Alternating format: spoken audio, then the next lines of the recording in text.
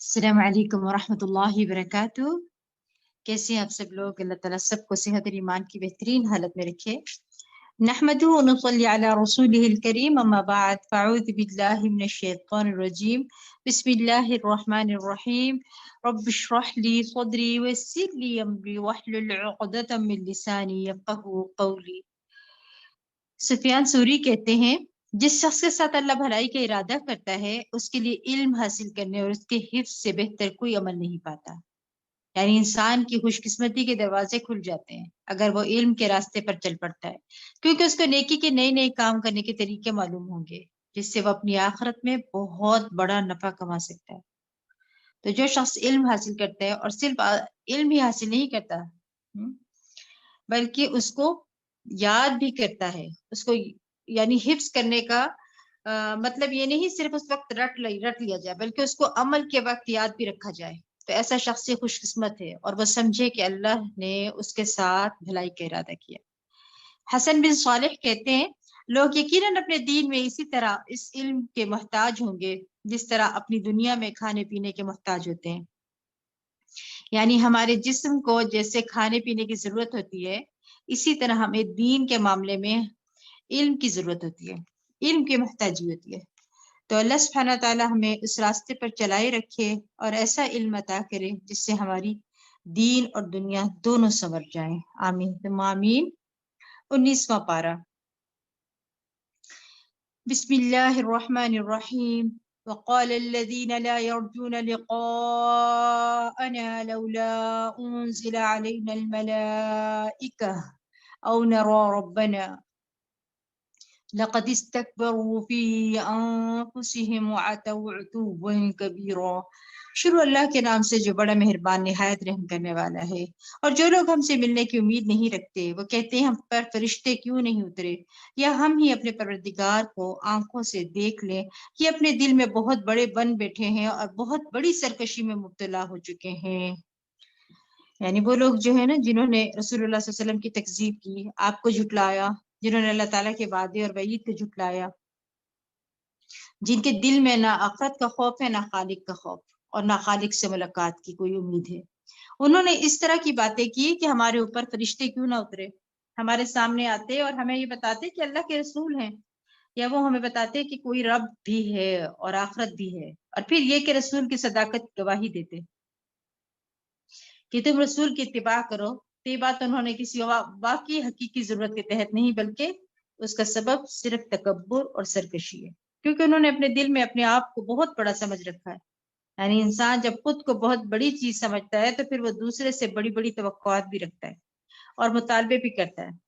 तो यहाँ भी अल्लाह सुब्हानहू व तआला फरमाते हैं कि उन्होंने बहुत बड़ी सरकशी की और इसी वजह से वो हक बात सुनने को तैयार ही नहीं है। फिर फरमाया, और जो कुछ उन्होंने किया, फिर फरमाया जिस दिन ये फरिश्तों को देखेंगे वो दिन ऐसे मुजरिमों के लिए कोई खुशी का दिन ना होगा, और वो पुकार उठेंगे कि हम तो तुमसे पनाह मांगते हैं। यानी सबसे पहला कौन सा दिन होगा जिसमें इंसान फरिश्तों को देखेंगे? मौत का। जब मौत का वक्त आता है तो जान लेने वाले फरिश्ते तहद निगाह आकर उसके पास बैठ जाते हैं। फिर मलकल मौत आते हैं और उसकी रूह निकाल फरिश्तों को दे देते हैं, जो फिर नेक हो तो अच्छे कफन में रूह को लपेटते हैं, और बुरे इंसान के लिए गंदे गलीज कफन में लपेट कर, टाट में लपेट कर उसको ऊपर ले जाते हैं। दूसरा कौन सा मौका होता है? जब इंसान फरिश्तों को देखेंगे, कब्र में देखेंगे, मुनकिर नकीर की शक्ल में देखेंगे। तीसरा मौका कौन सा होता है? यौम हशर, मैदान हशर में देखेंगे। तो इन तीनों मौके पर दो तरह के फरिश्ते होते हैं। नेक लोगों के लिए अच्छे खूबसूरत शक्ल वाले खुशखबरी देने वाले फरिश्ते, और बुरे लोगों के लिए, मुजरिम लोगों के लिए अजाब की वईद सुनाने वाले और उनकी पिटाई करने वाले फरिश्ते हैं। क्योंकि मुजरिम लोगों की जब रूह निकाली जाती है तो फरिश्ते आकर उनको बाकायदा उनके चेहरों पे, उनकी पीठों पर मारते हैं, और इसी तरह मुनकिर नकीर भी उनको मारेंगे, और क़यामत के दिन भी उनकी सख्त शामत आएगी। इसलिए इंसान को सिर्फ ये नहीं समझना चाहिए कि फरिश्ते जो आए हैं तो ये बहुत खुशी का दिन होगा। नहीं, जिस दिन ये लोग फरिश्तों को देखेंगे वो दिन ऐसे मुजरिमों के लिए कोई खुशी का दिन ना होगा, और वो पुकार उठेंगे कि हम तो तुमसे पनाह मांगते हैं, अब हम फरिश्ते नहीं देख पाते। देखना चाहते हैं। अभी क्या हो रहा है, फरिश्तों का मुतालबा कर रहे हैं, और उस दिन क्या कहेंगे, काश हमें फरिश्ते नजर ही ना आए, क्योंकि वो इतनी खौफनाक शक्लों में होंगे कि उनकी रूह पनाह हो जाएगी और वो समझ लेंगे कि अब बचने का कोई रास्ता नहीं, क्योंकि वो उनके हाथों पूरी तरह कैद हो जाएंगे। जान निकालने वाले फरिश्ते भी उस वक्त तक नहीं टलेंगे जब तक कि जान ले न लें, और इसी तरह कब्र के हिसाब के किताब के वक्त और आखिरत में भी। फिर फरमाया, और जो कुछ उन्होंने किया धरा होगा हम उधर तवज्जो करेंगे तो उसे उड़ता हुआ गुबार बना देंगे। यानी जो कुछ उन्होंने किया धरा होगा हम उधर तवज्जो करेंगे तो उसे उड़ता हुआ गुबार बना देंगे। यानी मुजरिमों के जो अच्छे काम थे दुनिया में वो भी कबूलियत की शर्त से महरूम हो जाएंगे। यानी वो काम होंगे जो उन्होंने बज़ाहिर किसी की मदद की होगी या शोहरत के लिए कोई अच्छे अच्छे काम किए होंगे, लेकिन क्योंकि वो काम अल्लाह के लिए नहीं किए होंगे, अल्लाह पर ईमान के बगैर किए होंगे, इसलिए उन कामों से उनको कोई फायदा ना होगा। फिर इसी तरह कुछ लोग और लोगों के अमाल भी गुबार बन के रह जाएंगे। और वो कौन लोग हैं? नबी सल्लल्लाहु अलैहि वसल्लम ने फरमाया, मैं अपनी उम्मत के उन लोगों को जानता हूँ जो क़यामत के दिन सफेद तिहामा पहाड़ियों की मिसल ढेरों नेकियां लेकर आएंगे, लेकिन अल्लाह उनकी नेकियों को फजा में फैले हुए गुबार के बारीक जरों की तरह कर देगा। छोटी छोटी धूप की अगर रोशनी की एक किरण आ रही हो ना, तो उसमें आप खाकी जर्रात देख सकते हैं, ठीक है। तो उनके अमाल इतने बारीक जर्रों में उड़ा दिए जाएंगे। ये कौन लोग होंगे? क्या ये कोई काफिर या मुनाफिक या मुशरिक मुजरिम लोग होंगे? नहीं, बेशक वह तुम्हारे हैं, तुम्हारे ही भाई होंगे, तुम्हारी ही नस्ल से होंगे, रात को तुम्हारी तरह क्याम करेंगे, यानी तरावी वगैरह भी पढ़ेंगे, लेकिन वह तन्हाइयों में अल्लाह के हराम करदा उमूर का इर्तिकाब करेंगे जिनसे उनको रोका गया होगा। यानी अकेले में वो हराम करते होंगे। तो अब हराम कामों के अंदर बहुत सारी चीजें आ जाती है ना, फहश काम भी आ जाते हैं, जिना आ जाता है, स्क्रीन के ऊपर गलत चीजें सुनना देखना, ये चीजें भी आ जाती हैं। इसी तरह चुपके चुपके गीबत करना, या और इसी तरह की जिन चीजों को भी अल्लाह ने हराम करार दिया है वो इनके इर्तिकाब करेंगे। तो एक मोमिन जो होता है वो बातिन और जाहिर में नेक होता है, वह तन्हाई में भी अपने रब से डरता है और सबके सामने भी अपने रब से डरता है। उस दिन अहले जन्नत का ही ठिकाना और दोपहर का आराम करने का बेहतर मकाम बेहतर होगा। अब यहाँ पे क्या कहा जा रहा है, यानी दोपहर को आराम करने का बेहतरीन मकाम उनको मिलेगा। इससे पता चलता है कि कैलूला की कितनी अहमियत है, कि अहले जन्नत भी कैलूला करेंगे, यानी सारी नेमतों को एंजॉय करते हुए। आपने देखा होगा ईद के दिन जैसे आप बहुत ज्यादा खुश होते हैं और अच्छा खाते पीते हैं, फिर उसके बाद आपका दिल क्या चाहता है? थोड़ी देर सुस्ताने को। तो जन्नत में अगर चाहे हर तरफ नेमतें और राहतें होंगी, लेकिन उनको पाकर भी इंसान का दिल चाहेगा थोड़ी देर सुस्ता लो। कैलूला जो है वो ये सुन्नत है और एक इबादत समझ कर करना चाहिए इसको, ठीक है। और उसके दुनियावी भी बहुत से फायदे हैं, और अगर इंसान बिल्कुल कैलूला नहीं करता तो रसूलुल्लाह सल्लल्लाहु अलैहि वसल्लम ने फरमाया कि कैलूला करो, बेशक शयातीन कैलूला नहीं करते। और कैलूला कोई 2 घंटे की स्लीप नहीं होती है, बल्कि चंद मिनट के लिए भी आंखें बंद करके खामोश होके अपने आप को शट डाउन कर लेना चाहिए। सैयदना अनस रज़ियल्लाहु अन्हु कहते हैं कि उम्मे सुलैम रज़ियल्लाहु अन्हा नबी सल्लल्लाहु अलैहि वसल्लम के लिए चमड़े का फर्श बिछा देती थी, यानी बेड सा बिछा देती। आप सल्लल्लाहु अलैहि वसल्लम उनके यहाँ उस चमड़े के फर्श पर कैलूला किया करते थे। हजरत उमर रज़ियल्लाहु अन्हु से रवायत है, वो कहते हैं इब्ने मसऊद रज़ियल्लाहु अन्हु के दरवाजे पर कभी कभार कुरैश के मर्द बैठा करते थे। जब साया ढल जाता तो इब्ने मसऊद रज़ियल्लाहु अन्हु कहते उठ जाओ, जो कैलूला करने से बाकी रह गया वो शैतान का हिस्सा है। उसके बाद जिस आदमी के पास से भी गुजरते उसको काम से उठा देते थे कि उठो और कैलूला करो, यानी कोई काम करे तो उसको उठा देते थे, उठो और कैलूला करो, यानी इतना अपने लिए अहम करार देते थे। इसहाक बिन अब्दुल्ला कहते हैं कैलूला करना नेक लोगों के अमल से है, ये दिल को मजबूत करने वाला है और रात के क़याम पर कुव्वत देने वाला है, यानी कैलूला से रात का क़याम आसान हो जाता है। तो हमें कुरान से भी दलील मिलती है, सुन्नत से भी, कि हमें कैलूला करना चाहिए। फिर फरमाया उस दिन आसमान को चीरते हुए एक बादल नमूदार होगा और फरिश्तों के परले के परे उतार दिए जाएंगे। उस दिन हकीकी बादशाही रहमान की होगी और ये दिन काफिरों के लिए बड़ा सख्त दिन होगा। اس دن ظالم اپنے ہاتھوں کو کاٹے گا اور کہے گا کاش، کیا کہے گا، یا ویلتی لیتنی لم اتخذ فلانا خلیلا، کاش میں نے رسول کے ساتھ ہی اپنی روش اختیار کی ہوتی، کاش میں نے فلاں شخص کو دوست نہ بنایا ہوتا۔ تو یاد رکھیے قیامت کے دن جن باتوں پر انسان کو سخت ندامت ہوگی، پریشانی ہوگی، اور انسان اپنے ہی ہاتھوں کو کاٹے گا، وہ اپنے ہی آپ کو ملامت کرے گا، اور ان میں سے ایک بات یہ ہے کہ اس نے رسول صلی اللہ علیہ وسلم کا طریقہ، سنت کا طریقہ کیوں نہیں اپنایا۔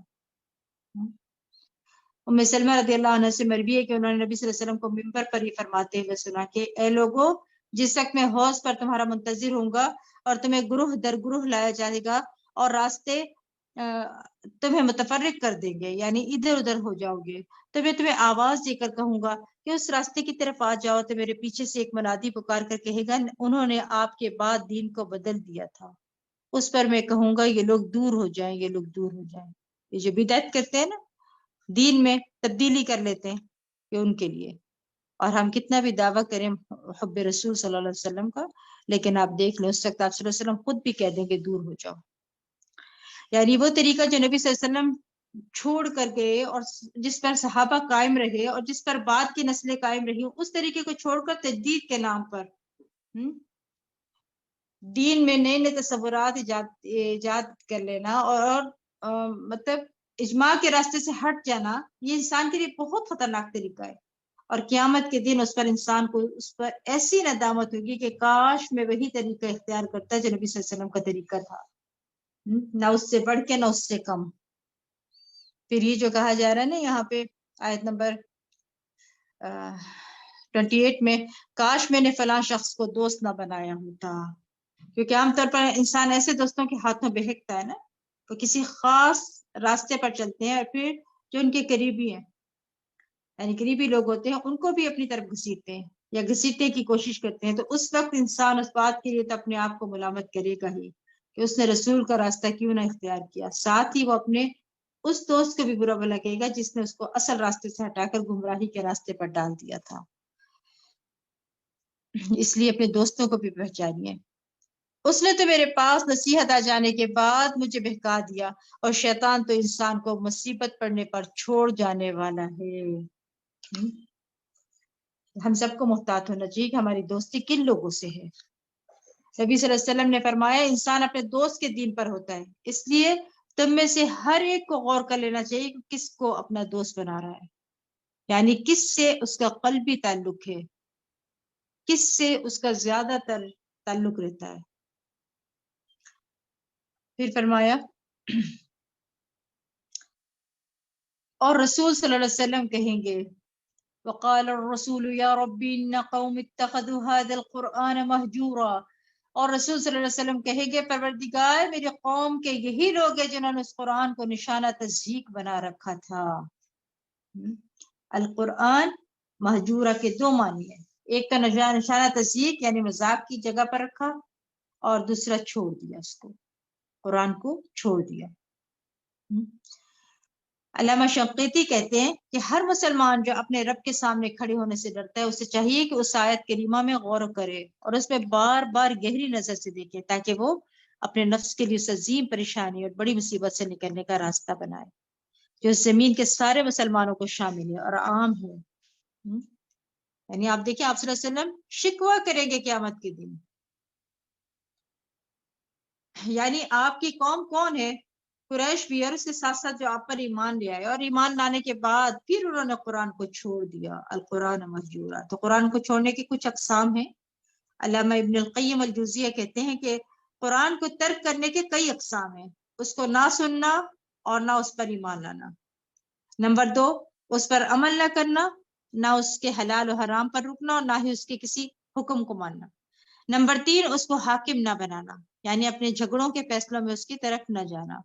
نمبر 4، اس پر غور و فکر نہ کرنا، اس کا فہم حاصل نہ کرنا۔ نمبر 5، اس کے ذریعے علاج نہ کرنا، کیونکہ قرآن جو ہے دل کے تمام امراض اور بیماریوں میں انسان کو شفا عطا کرتا ہے، کیونکہ وہ شفا لما فی الصدور کے لفظ آتے ہیں قرآن مجید میں، اور کسی اور سے بیماری کا علاج طلب کرنا اور اس قرآن سے علاج نہ کرنا، یعنی اور گولیاں کھاتے رہنا لیکن دم نہ کرنا، یہ بھی اس کو چھوڑنا ہے.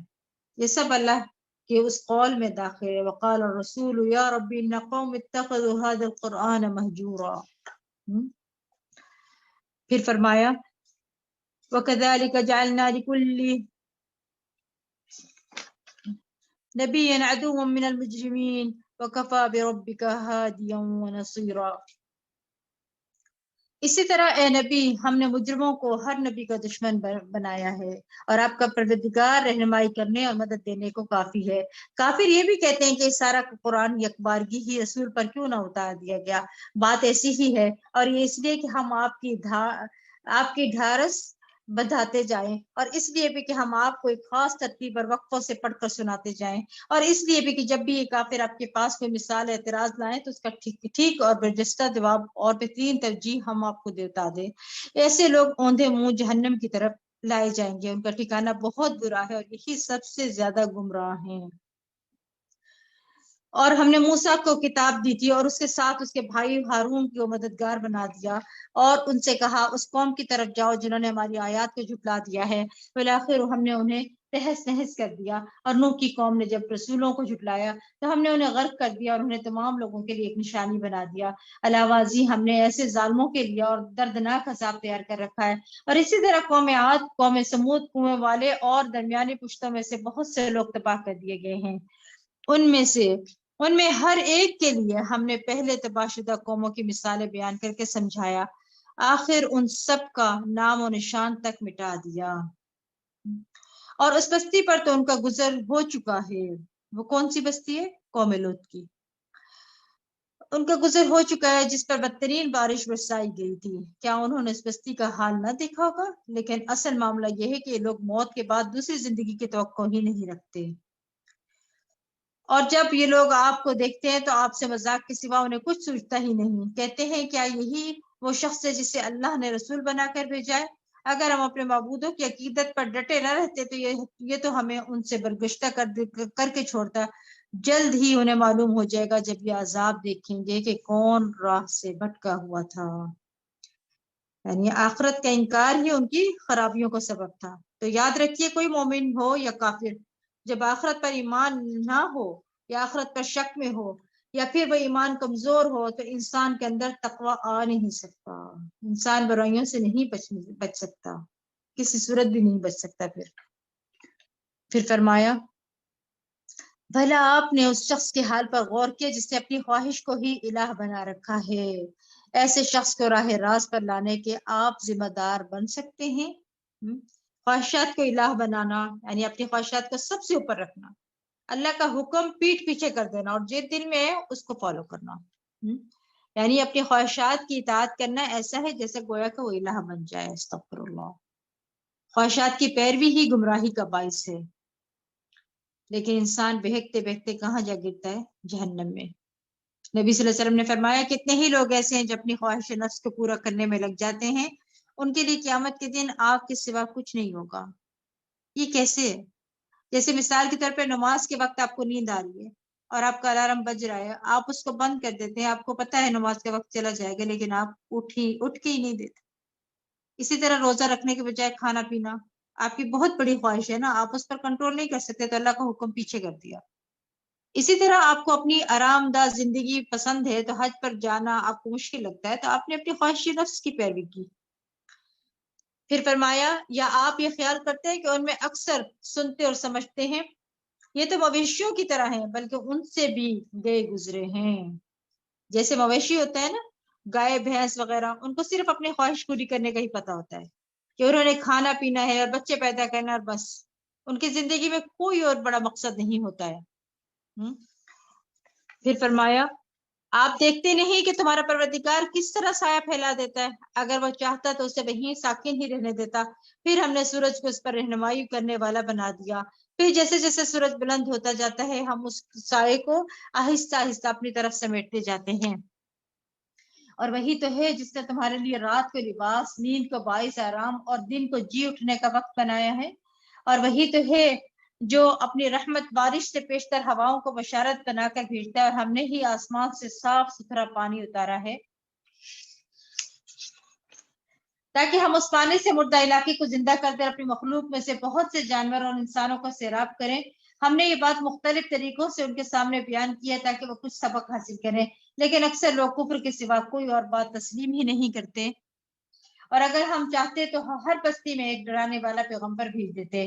لہٰذا آپ کافروں کی بات نہ مانیے اور اس قرآن کے ہدایت کے مطابق ان سے زبردست جہاد کیجیے، یعنی قرآن کو لے کر اس کے ساتھ جہاد کیجیے۔ مطلب یہ ہے کہ اس کی تعلیم کو عام کیجیے، اس کے پیغام کو عام کیجیے، اور زیادہ سے زیادہ لوگوں کو کفر اور شرک سے بچائیے، شرک سے بچانا ہے۔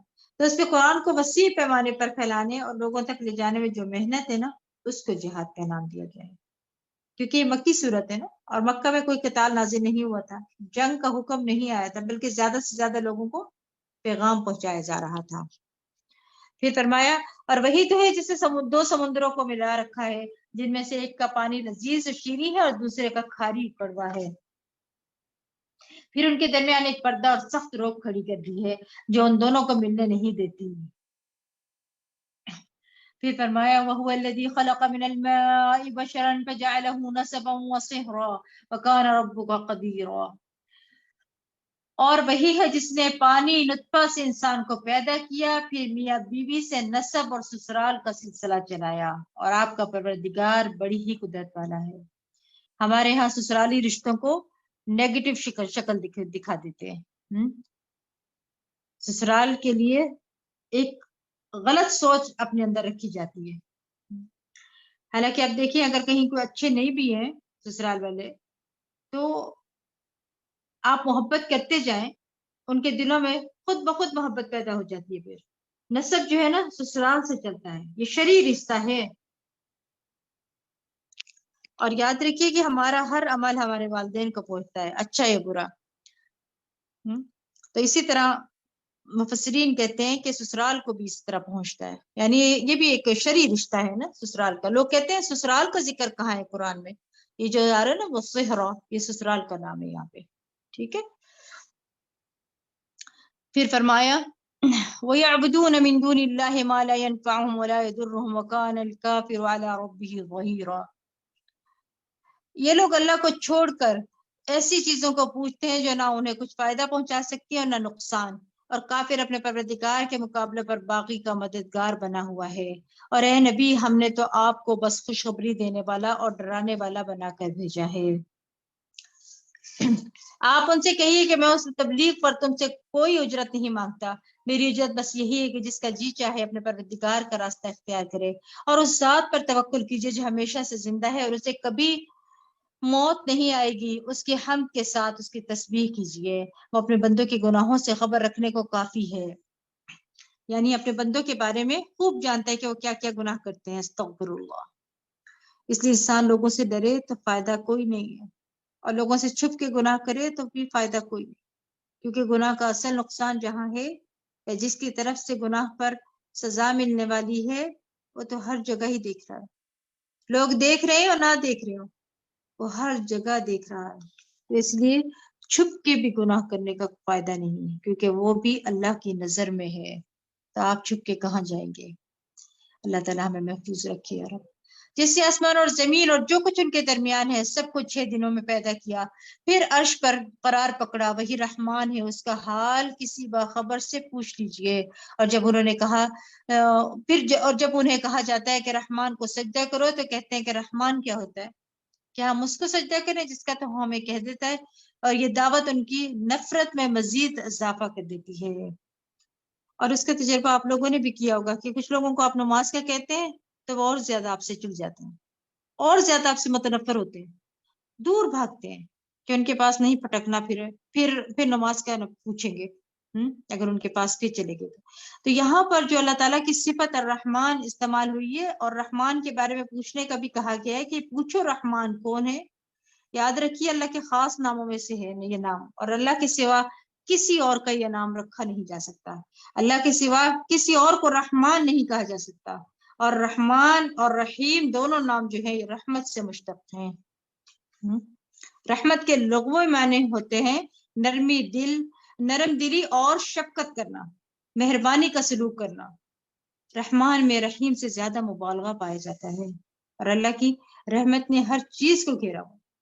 اللہ نے اپنی ذات پر اپنی رحمت کو لازم کر رکھا ہے.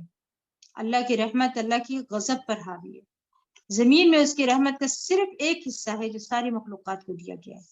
تو ہمیں بھی کوشش کرنی چاہیے کہ ہم بندوں پر مہربان ہوں اور اللہ کی رحمت کو پانے والے کام کریں. تو اللہ کی رحمت کن کاموں سے آتی ہے؟ نمبر 1، سب سے پہلے تو اللہ پر ایمان لانے سے.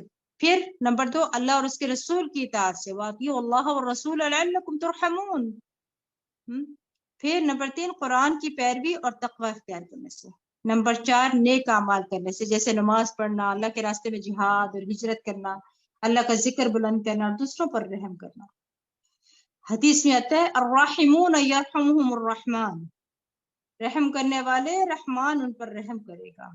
اس کی رحمت تو بہت عام ہے، لیکن کفر کرنے والوں کے لیے نہیں، شرک کرنے والوں کے لیے نہیں ہے، بلکہ اس کے برعکس اطاعت کرنے والوں کے لیے جو یہ سب کام کرتے ہیں.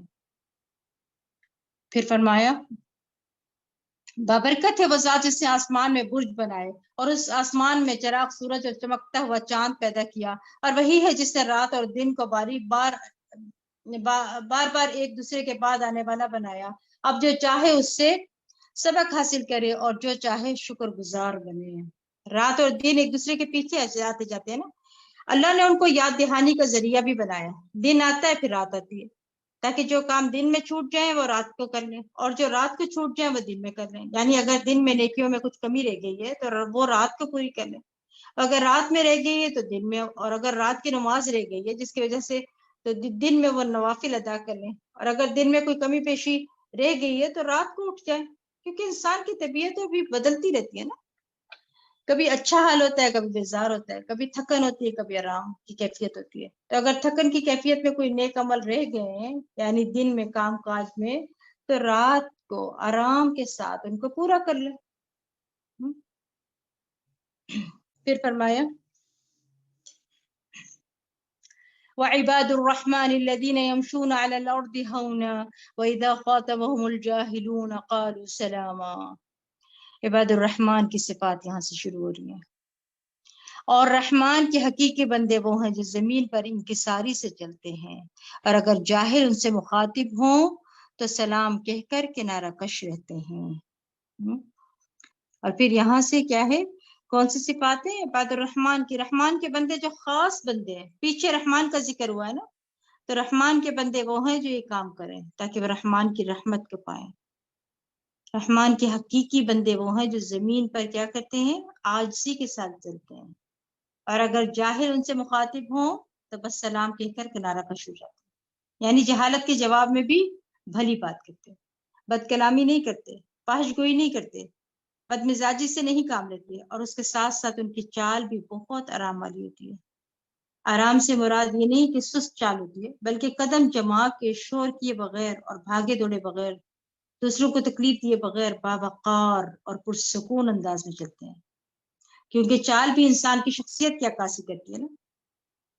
الحمدللہ اگر ہم سارا سال نہیں تو رمضان میں، اور اگر رمضان سارا بھی نہیں تو رمضان کے آخری عشرے میں راتیں عبادت پہ گزرتی ہیں. یہ اللہ کا بڑا احسان ہے الحمدللہ. پھر فرمایا اور جو اپنے پروردگار کے حضور سجدہ اور قیام میں راتیں گزارتے ہیں الحمدللہ، اور دعا کرتے ہیں ہمارے پروردگار جہنم کے عذاب سے ہمیں بچا لے. ربنا اصرف عنا عذاب جہنم ان عذابها كان غراما انها ساءت مستقرا ومقاما. اے ہمارے پروردگار جہنم کے عذاب سے ہمیں بچائے رکھنا، کیونکہ اس کا عذاب ٹلنے والا نہیں ہے.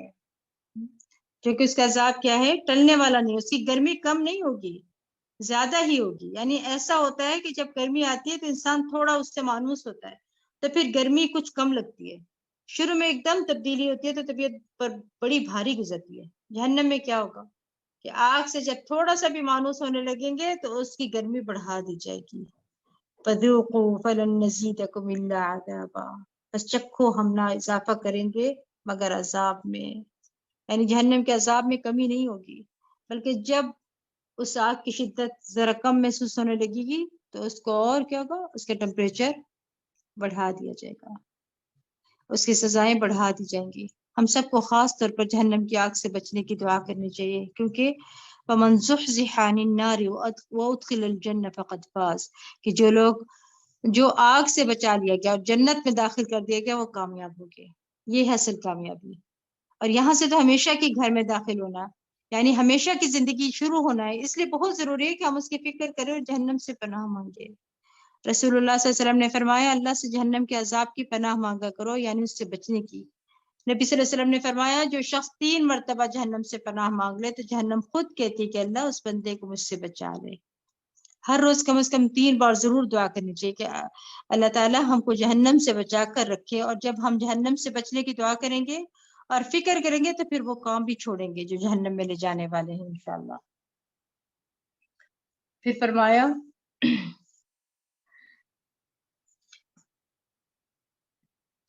اور جو خرچ کرتے ہیں نہ تو خرچ کرتے ہیں نہ اسراف کرتے ہیں اور نہ بخل، بلکہ ان کا خرچ ان دونوں انتہاؤں کے درمیان اعتدال پر ہوتا ہے.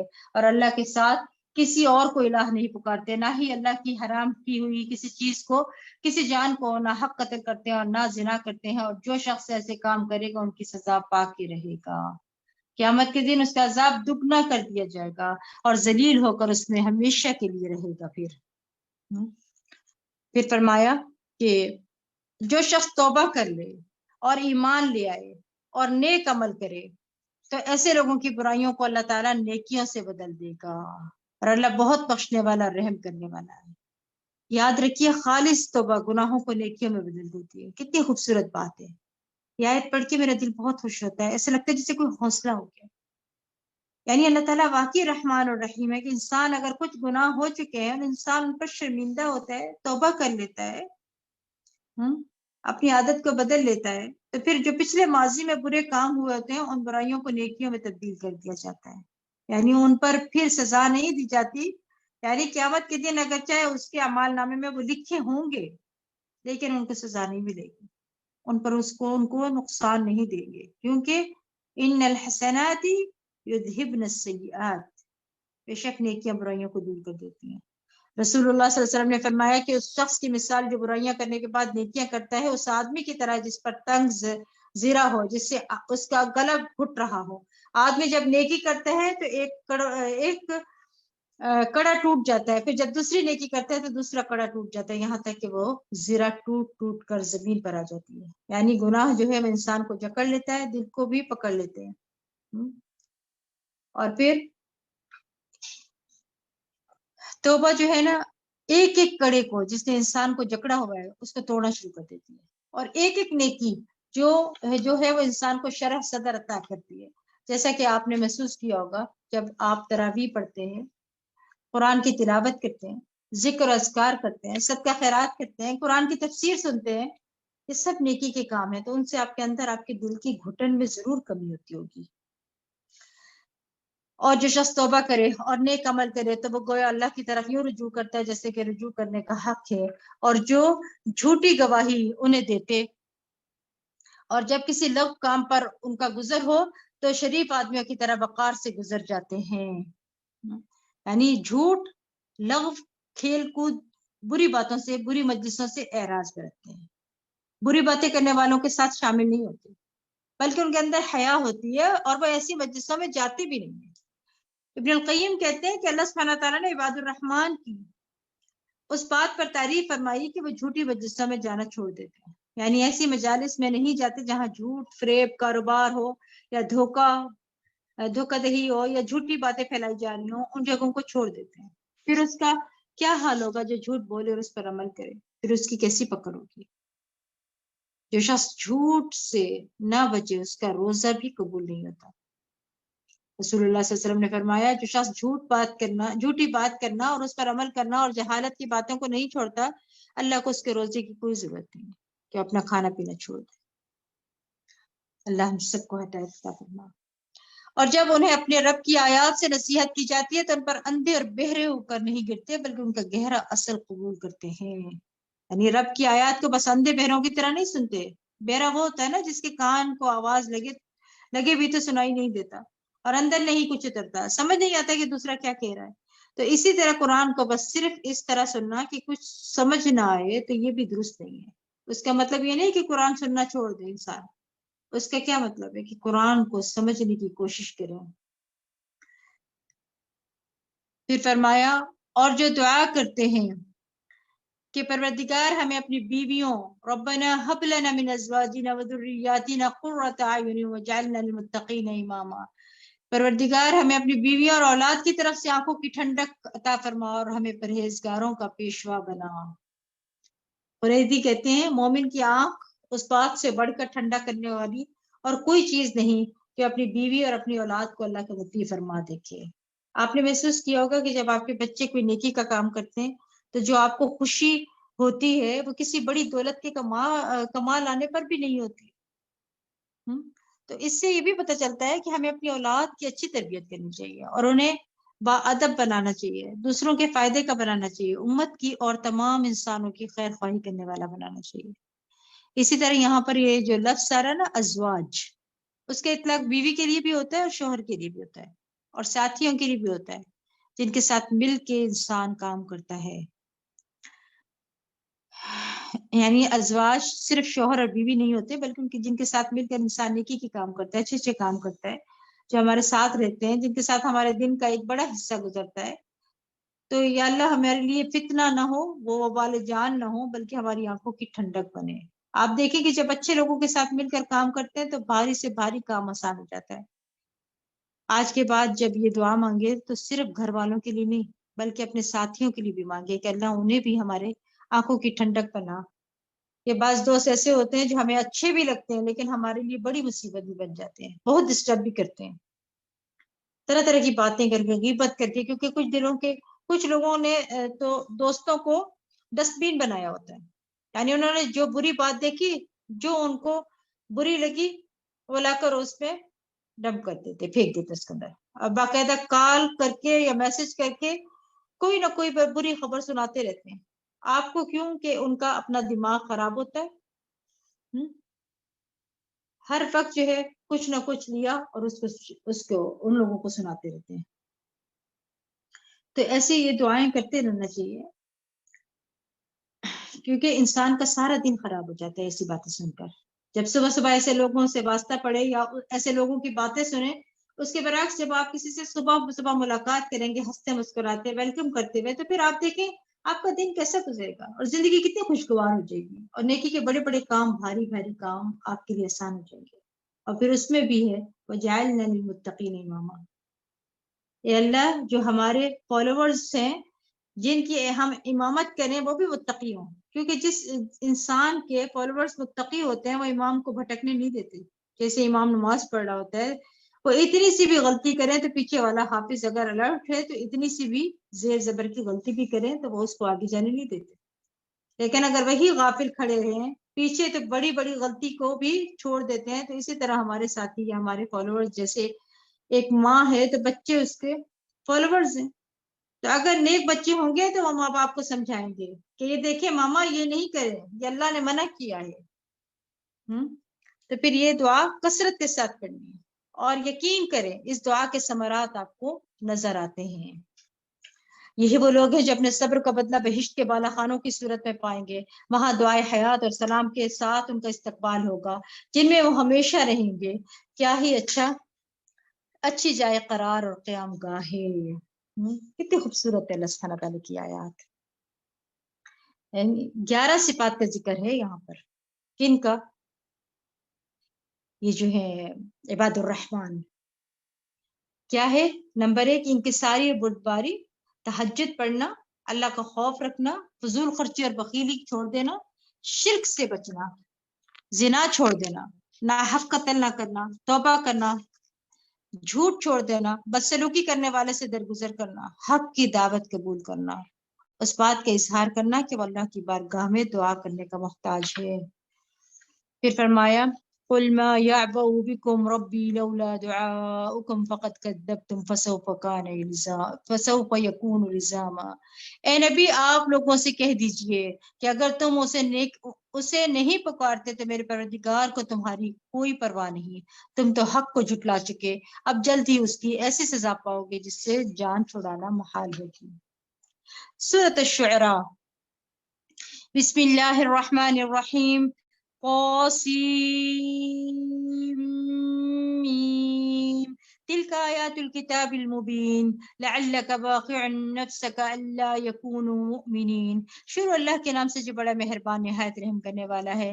طاسیم، یہ وضاحت کرنے والی کتاب کی آیات ہیں. اے نبی اگر یہ لوگ ایمان نہیں لاتے تو اس غم میں شاید آپ اپنے آپ کو ہلاک ہی کر ڈالیں. اگر ہم چاہتے تو ان پر آسمان سے کوئی معجزہ اتار دیتے جس کے آگے ان کی گردنیں جھک جاتی. ان کے پاس رحمان کی طرف سے جو بھی کوئی نصیحت آتی ہے تو اس سے یہ منہ موڑ لیتے ہیں.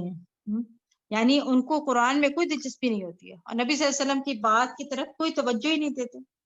یہ لوگ تکذیب تو کر ہی چکے ہیں تو اب جلد ہی انہیں ان باتوں کی حقیقی خبریں مل جائیں گے کہ جن کا یہ مذاق اڑایا کرتے تھے. کیا انہوں نے زمین کو نہیں دیکھا کہ ہم نے اس پہ کتنی کثیر مقدار میں ہر طرح کی عمدہ نباتات پیدا کی ہیں؟ یقیناً اس میں ایک نشانی ہے لیکن ان میں اکثر ایمان لانے والے نہیں. بلا شبہ آپ کا پروردگار ہر چیز پر غالب اور رحم کرنے والا ہے. اس صورت میں 9 مقامات پر ان 2 آیات کی تکرار ہوئی ہے. سب سے پہلی آیت جس سے بات شروع کی گئی ہے وہ کائنات کی نشانی ہے.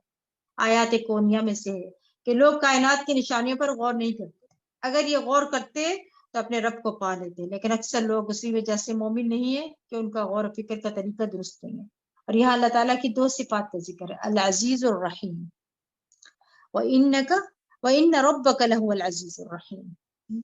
العزیز ایک ہستی ہوتی ہے جس کا کوئی ادراک نہیں کر سکتا اور وہ مخلوقات کی صفات سے بہت بلند ہوتی ہے، جس کا مرتبہ بہت بلند ہوتا ہے اور وہ کسی کے آگے جھکتا ہی نہیں، جو عقل و فہم سے اتنا دور ہوتا ہے کہ اس کا احاطہ عقل سے نہیں کیا جا سکتا. وہ اپنی ذات میں بے نیاز ہوتا ہے، کسی کا محتاج نہیں ہوتا. ایسی ہستی ہوتی ہے کہ ایسی کوئی اور ہستی نہیں ہے اور مخلوقات اس کی شدید محتاج ہے اور اس تک رسائی پانا انتہائی مشکل ہوتا ہے. لیکن اس کے ساتھ کیونکہ وہ رحیم ہے اس لیے مخلوق کی دعائیں سنتا ہے. غالب ہے جس کو مغلوب نہیں کیا جا سکتا. محفوظ ہے جس کو کوئی نقصان نہیں دے سکتا. وہ جس کو کوئی پکڑ نہیں سکتا، بھاگنے والے اس کو عاجز نہیں کر سکتے. الرحیم بہت رحم کرنے والا، بار بار رحم کرنے والا ہے، جو مساکین کی فریاد رسی کرتے ہیں اور سب کے ساتھ شفقت کا معاملہ کرتے ہیں، خواہ وہ اس کی اطاعت کرے یا نہ کرے. اور وہ واقعہ یاد کرو جب تمہارے پروردگار نے موسیٰ کو پکارا، ظالم قوم کے پاس جاؤ، یعنی فرعون کی قوم، یعنی فرعون کی قوم کے پاس. کیا وہ ڈرتے نہیں؟ موسیٰ نے عرض کیا میرے پروردگار میں ڈرتا ہوں کہ وہ مجھے جھٹلا دیں گے. میرا سینہ گھٹتا ہے، دم رکتا ہے اور زبان بھی نہیں چلتی.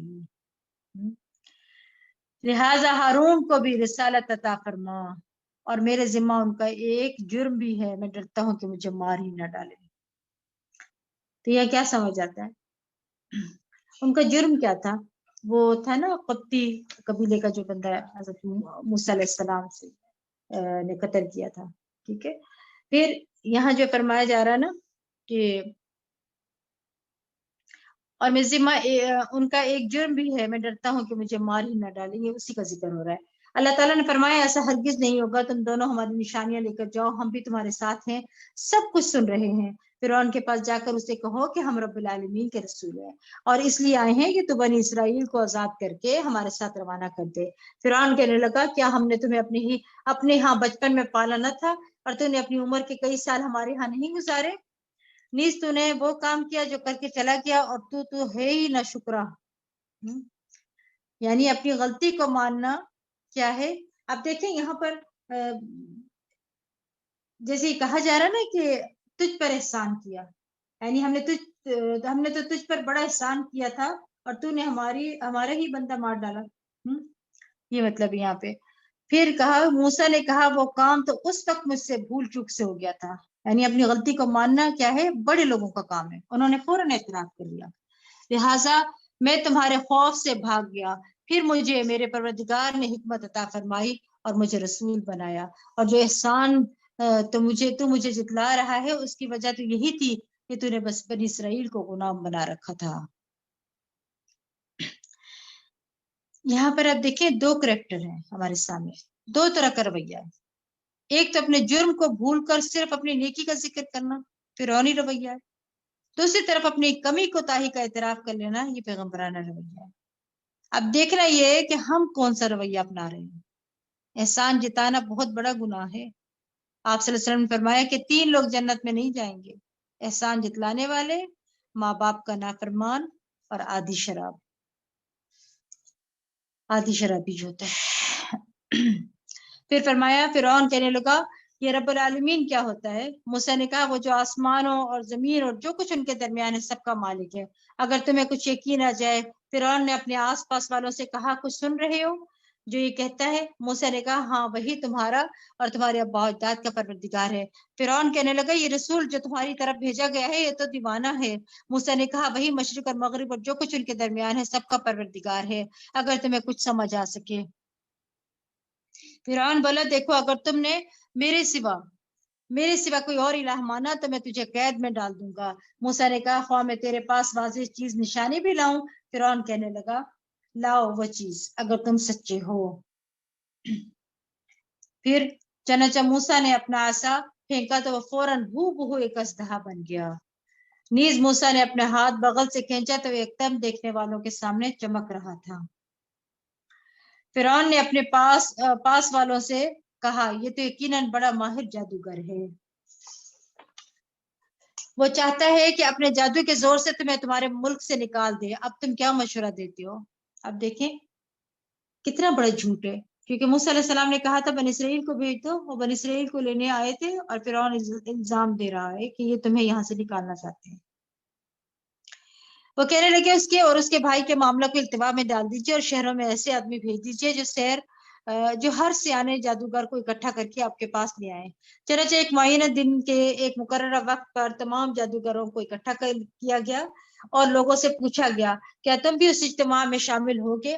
اگر یہ جادوگر غالب رہے تو شاید ہمیں انہیں کی بات ماننی پڑے. پھر جب جادوگر میدان میں آ گئے تو فرعون سے پوچھنے لگے کہ اگر ہم غالب رہے تو ہمیں کچھ صلہ بھی ملے گا؟ فرعون نے جواب دیا ہاں صلہ بھی ملے گا اور تمہیں ہمارے ہاں کرسیاں بھی ملیں گی. یہ ہوتا ہے پیغمبر اور جادوگر کا فرق. پیغمبر کوئی صلہ نہیں مانگتا اجر نہیں مانگتا لیکن جادوگر پہلے کانٹریکٹ کرتا ہے پھر کام کرتا ہے.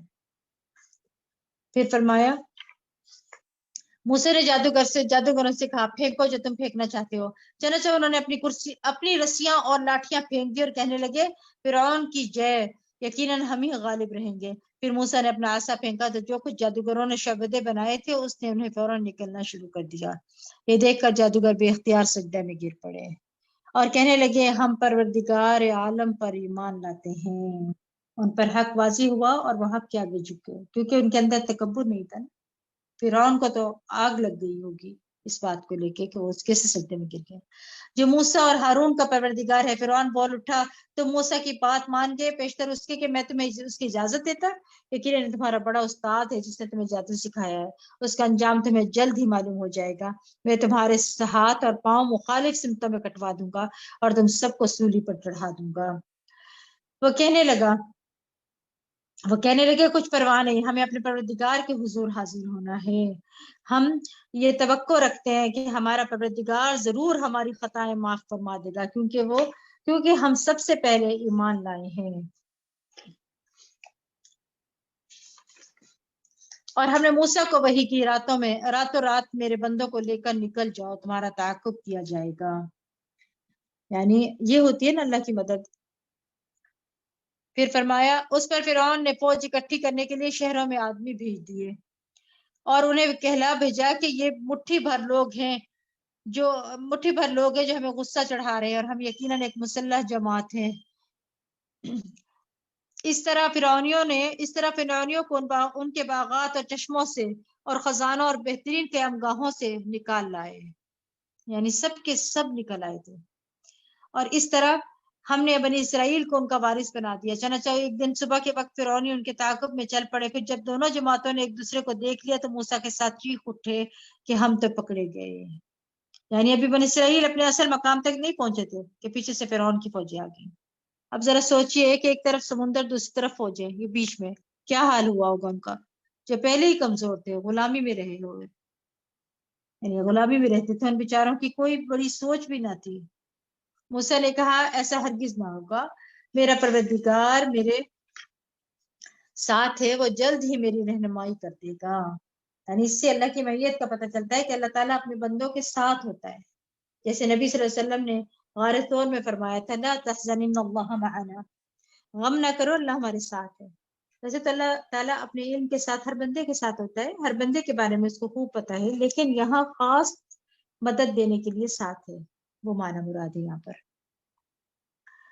چنانچہ موسیٰ، ہم نے موسیٰ کو وحی کی اپنا عصا سمندر پر مارو، چنانچہ سمندر پھٹ گیا اور اس کا ہر ایک حصہ ایک بڑے پہاڑ کی طرح ساکن و جامد ہو گیا، اور اسی جگہ ہم دوسرے گروہ کو بھی قریب لے آئے، اور موسیٰ اور اس کے تمام ساتھیوں کو تو ہم نے بچا لیا اور دوسرے گروہ کو وہاں غرق کر دیا۔ یعنی موسیٰ اپنے سامنے دشمن کو دیکھ کر بھی نہیں گھبرائے، سبحان اللہ۔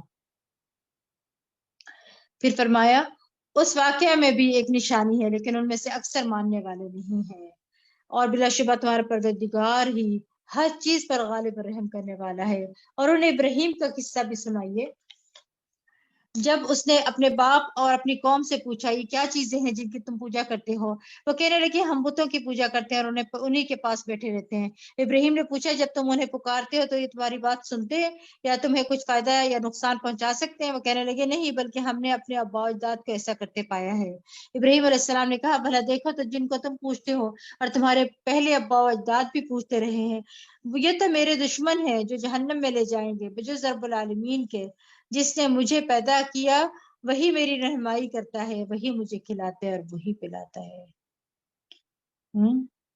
الذي خلقني فهو يهدين والذي هو يطعمني ويسقين، وہی مجھے کھلاتا ہے اور پلاتا ہے۔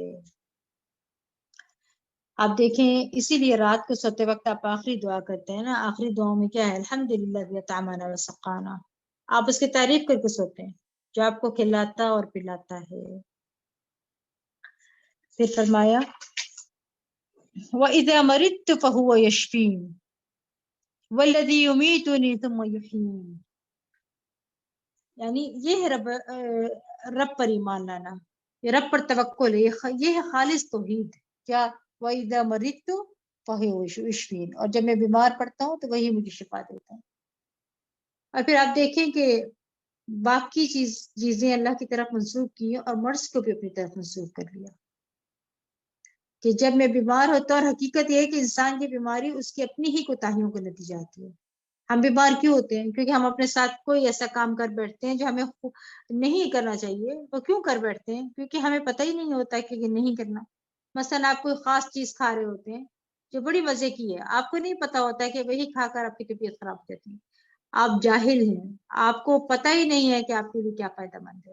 تو اس لیے ہم اپنی جہالت، اپنی غفلت، اپنی خواہشات کی وجہ سے ایسے کام کر بیٹھے ہیں جن کی وجہ سے ہم بیمار پڑ جاتے ہیں، چاہے وہ روحانی بیماری ہو یا جسمانی بیمار ہو۔ وہ ہوتا اپنی ہی کسی غفلت کی وجہ ہے، نتیجہ ہے، جس کو ہم بعض اوقات غلط سمجھ کر، نہیں ٹھیک سمجھ کر رہے ہوتے ہیں۔ تو بعض کام جن کو انسان ٹھیک بھی سمجھتا ہے کہ وہ انسان کے حق میں غلط ہوتے ہیں، اور وہ اس کو کسی نہ کسی طرح بیمار کر دیتے ہیں۔ تو ایسے میں جب انسان بیمار ہو جائے تو کس کے پاس جائے؟ اپنے رب کے پاس، اے اللہ تو ہی مجھے شفا دے، تو ہی مجھے شفا دے۔ پھر فرمایا نیز وہی مجھے مارے گا پھر زندہ کرے گا، اور جس سے میں توقع رکھتا ہوں کہ قیامت کے دن میری خطائیں معاف کر دے گا۔ توقع کس سے رکھتے ہیں؟ اللہ سبحانہ تعالیٰ سے۔ یہ ہوتا ہے رب جس کے ہاتھ میں میری موت اور زندگی ہے، بدلے کے دن معافی مل جائے گی۔ والذی اطمع یغفر لی خطیئتی یوم الدین، یہ نہیں کہا یوم القیامہ، یوم الدین کہا، بدلے کے دن۔ مجھے پتا ہے میری غلطیاں ہیں، میرا قصور، میری خطائیں ہیں، تو مالک یوم دین بس اس دن مجھے معاف کر دے۔ پھر فرمایا اس کے بعد ابراہیم نے دعا کی، کیا دعا کی ابراہیم علیہ السلام نے؟ ربی حب لی حکما والحقنی بالصالحین، پروردگار مجھے حکمت عطا فرما، مجھے صالح لوگوں میں شامل فرما دے۔ اس کے بعد یہ جو دعا کی، ہمیں بھی بڑی ضرورت ہے نا حکمت۔ حکمت وہ سمجھ ہوتی ہے جو اللہ دیتا ہے، ایک ہوتی ہے سمجھ بوجھ جو کتابوں سے، تجربات سے آتی ہے، اور حکمت وَمَن يُؤْتَ الْحِكْمَةَ فَقَدْ أُوتِيَ خَيْرًا كَثِيرًا، یہ سراسر اللہ کا انعام ہوتی ہے، اللہ سے مانگنی چاہیے۔ اور جب حکمت آ جاتی ہے آپ کے اندر، ایسی فراست آتی ہے، سب چیزوں کو اس طرح سمجھنے لگ جاتے ہیں کہ جیسے کوئی اور سمجھ ہی نہیں پاتا۔ اور بعض اوقات آپ کا نقطہ نظر لوگ سمجھ نہیں پاتے، اتنی دور رس آپ کی نگاہ ہو جاتی ہے، کوئی ایک چھوٹی سی بات کرتا ہے، اس سے آپ بڑی بات کا نتیجہ اخذ کر لیتے ہیں۔ یہ حکمت کی وجہ سے ہوتا ہے۔ वल्हिक़्नी बिस्सालिहीन, ये उनकी दुआ थी कि नेक लोगों का साथ हो। नेक लोगों का साथ इसलिए भी अच्छा है कि उनको देख के दिल करता है कि हम भी नेक काम करें, नेक बन जाए, क्योंकि इंसान अपनी मजलिस का या अपने साथियों का एक हिस्सा होता है ना, जैसे वो होती है वैसे ही वो हो जाता है, खरबूजे से खरबूजा रंग पकड़ता है। दूसरा ये है कि नेक लोगों की वजह से इंसान बुराइयों से बचता रहता है। फिर ये कि नेक लोग साथ होते हैं जो मरते वक्त वहां होते हैं और कलमा पढ़वा देते हैं। फिर नेक लोगों का साथ हो तो मरने के बाद भी वो दुआएं करते रहते हैं। नेक लोगों का साथ हो तो उन पर एतमाद का ऐसा लेवल होता है कि हमें पता होता है कि उन्होंने हमारी गीबत नहीं करनी, उन्होंने हमें धोखा नहीं देना। क्या ही लज्जत होती है उस कंपनी में कि जिसके बारे में आपको ये एतमाद हो कि हमारे हमदर्द हैं, हमारे लिए खैर ही चाहेंगे। कितनी खुशी होती है ऐसे लोगों से मिलकर, और कितनी तकलीफ में होते हैं आप जब आपको ये पता हो कि आपका साथी धोखाबाज है। फिर चाहे घर के अंदर हो या साथी घर के बाहर हो, कोई इंसान हो, कोई भी लोग जिनके साथ इंसान मिलजुल के रहता है उसकी सोशल लाइफ है। ठीक है। वग़फिर ली अबी इन्नहु कान मिनज़्ज़ालिमीन वला तुख़ज़िनी यौम युबअथून, और मेरे बाप को माफ कर दे बिलाशुबा गुमराहों में से, और जिस दिन लोग दोबारा उठाए जाएंगे मुझे रुसवा न करना, यानी बाप की वजह से मुझे रुसवा न करना। फिर फरमाया जिस दिन ना माल कोई फायदा देगा और ना औलाद, इल्ला मन अतल्लाह बिक़ल्बिन सलीम, बजुज उसके कि कोई इताअत गुजार दिल लेकर अल्लाह के हुजूर हाजिर ना हो। ये कल्ब सलीम क्या होता है? उसकी 5 सिफात होती हैं। एक अस्लमा, वो अल्लाह के लिए मुती है। सल्लमा, उसने रसूल अल्लाह सल्लल्लाहु अलैहि वसल्लम की इताअत को तस्लीम कर लिया। इस्तस्लमा, उसने अल्लाह की क़ज़ा और क़दर के फैसले को कबूल कर लिया। और सलीमा, वो हर उस चीज से सलामती में आ गया, यानी पाक हो गया जो अल्लाह की जिक्र इबादत से दूर करने वाली है। सालमा, उसने अल्लाह के दोस्तों से सुलह कर ली और अल्लाह के दुश्मनों से दुश्मनी कर ली। तो ये सलामत दिल की 5 सिफात हैं, जिसके अंदर के ये 5 क्वालिटीज होंगी उसका दिल कल्ब सलीम होगा। और फिर ये कल्ब सलीम उसके निजात का बाइस होगा, ये काम आएगा, क्योंकि अल्लाह ताला इंसान के दिल की हालत को देखेगा। अल्लाह उसकी शक्ल नहीं देखेगा, दिल देखेगा। रसूलुल्लाह सल्लल्लाहु अलैहि वसल्लम से पूछा गया कि अफदल लोग कौन हैं, बेहतरीन लोग कौन हैं? फरमाया हर पाक साफ दिल वाला और जुबान का सच्चा।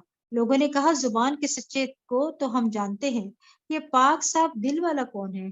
फरमाया परहेजगार साफ सुथरा, जिसके दिल में ना गुनाह हो, ना जुल्म, ना कीना, ना हसद हो।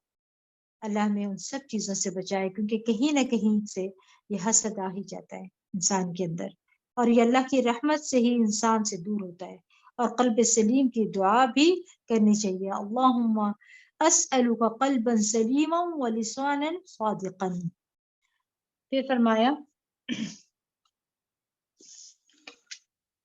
उस दिन जन्नत परहेजगारों के करीब लाई जाएगी और गुमराह लोगों को जहन्नम सामने दिखाई जाएगी, और उनसे कहा जाएगा तुम्हारे माबूद कहाँ हैं जिनकी तुम अल्लाह के सिवा पूजा करते थे, क्या वो तुम्हारी मदद कर सकते हैं या वो अपने आप को बचा सकते हैं? उन माबूदों को उन गुमराहों को जहन्नम में मुंह के बल फेंक दिया जाएगा, और इब्लीस के सब लश्करों को भी जहन्नम में सब आपस में झगड़ रहे होंगे। गुमराह लोग अपने माबूदों से कहेंगे अल्लाह की कसम हम तो वाज़ेह गुमराही में मुब्तला थे, जबकि तुम्हें रब्बुल आलमीन के बराबर समझ रखा था, हमें मुजरिमों ने उस गुमराही में डाला था। आज तो हमारा कोई सिफारिशी भी नहीं, ना कोई मुखलिस दोस्त है। काश अगर हमें एक दफा भी दुनिया में लौटने का मौका मिल जाए तो हम मोमिनों में शामिल हों। उसमें भी एक निशानी है, और उनमें से अक्सर ईमान लाने वाले नहीं, और बिलाशुबा आपका परवरदिगार ही सब पर गालिब और रहम करने वाला है।